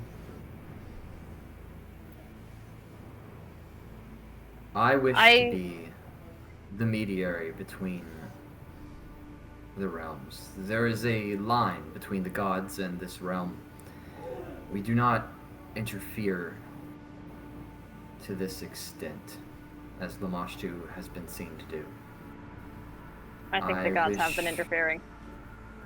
Of course they have. Did we not have angels try attacking you with Whitestone? Well, I'm not from this realm. But still, angels were I may not agree. In Whitestone. Of course. I may not agree with their vision. That is why I wish to finish my mission here. My self-proclaimed mission of stopping Lamashtu's interference and return to Celestia, where I can hopefully act as an intermediary, take the place of Lyra, and resume where she left off before she was corrupted. She fell. She was not doing as she should have done. She was the goddess of love, and there was no love in her eyes when I fell. Only hatred and discontent. I feel like there's just more to the story that we just don't know. Yeah, I feel like we're talking ourselves into circles. Mm-hmm. Oh. So I feel like we must continue and pursue this lead as far as we can take it. Did the book of the library, was there something about if an angel and was it a devil? Demon. They had children? It said that relationship between an angel and a devil is horrific, but what's the worst sin above abominations would be if an angel and a demon, if anything celestial met with anything demonic, which would be Avacynth and Lamashtu. yes. But was it something to do with their offspring, or was I misreading that part? If they were able to have an offspring, that also could be a cataclysm. Is that what they're trying to stop them? Maybe. It's cool. That's what I'm trying to stop. I don't care. Point is that I don't trust the gods. I don't trust Celestia. I don't trust any of y'all. I won't say. I trust Palor, but not wholly. I have my own reason to doubt, which is from previous sessions, obviously. But I still give my faith to Palor, as that is where I derive most of my celestial powers. Wolf's just gonna kind of shake his head on that. As you derive your abilities from your own god. However,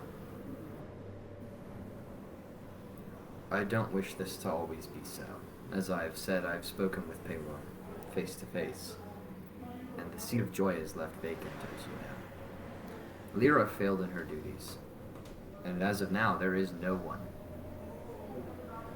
who represents the love in this world. Yes, Wes. I don't know. I just have one more question before we go to bed. This is not Okay, important. yeah, we've been whatsoever. taking a long time for one final like statement. But it's good. So I've been just like letting you guys do it. It's really, really good. I know it's a lot of RP. This question's not related to anything that we're talking about, but you said something that I don't know. How is it you're able to talk face to face with Paylor without your eyes hurting? Because you're staring at the sun. Oh my God, Wes. I love it. He uses the Ariell just kind of sunglasses. looks a little confused for a split second, and then he's like, "Oh, okay, yeah, it's West." It's flat. I'm not of this realm. You like to use that answer a lot. I don't. I can't explain it in terms that a mortal would necessarily understand. I don't know. Try me. I might try understand not- it. It's not something that you. It's something you'd have to experience, I suppose. It's as you are to look upon the king of Corvassa, I suppose. Oh, I didn't like him whatsoever. You're using a bad example, my dude. Yeah. Remember, I wanted to fight him. Who do you like the most? Think of that. I mean, Rognarv is gonna interject. It's as if you are gazing upon those who you admire the most. It's almost the same, but not quite. It's the best analogy I could come up with. But I mean, the people I like most is all of you. Oh, West. it's What were you almost saying, the Roger? same for me, except slightly different.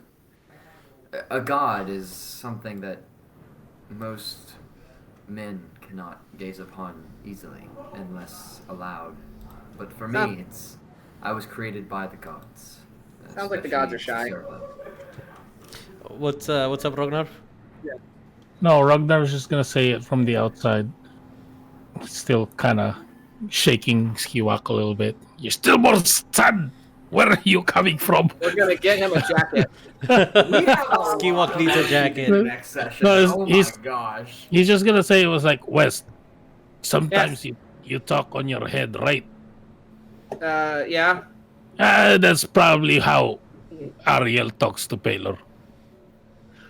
That makes sense, actually. That's why he doesn't Oh, burn but his you're thinking eyes. them, but you're not actually seeing. I get it. And with Wes having this revelation, I think that's where we're gonna end it for today. Okay. So everyone We'll gets. RP this next week. What? You had one thing to say, Cole? Oh, what's up, Cole? Please. Well, I was just gonna have Cole basically stand up, dust himself, and it's like, well, and he's gonna look at Ariell. It's like, my God, may be frowned upon, but he has not lied, and he's gonna just walk outside. Now I'm curious. 'Cause I didn't know that your god was frowned upon. I thought that your god was looked upon very favorably. So now that you're saying that, I am very curious. If Cole walks outside, Eddie's gonna follow. Okay, sure. To the sandstorm they go. There's no sandstorm. I'm just saying, it's a lot of sand flowing around because it's night, it's whatever. It's a I desert. cannot wait for next week. Oh Yeah, my gosh. when you come out, Rognar's just gonna say, I don't like this sand. It's It's everywhere. In its course. It's course it's itching. It's everywhere. I don't like the sand. Like, it's everywhere. It's coarse. So, Jeez. all right, guys. We're gonna edit Back to this, bed. put it on YouTube and on Spotify. This is a beautiful, beautiful RP here. Don't forget to love each other. Don't forget to be kind to one another. We'll see you next time. Adios, everyone. Bye bye. Bye. Bye.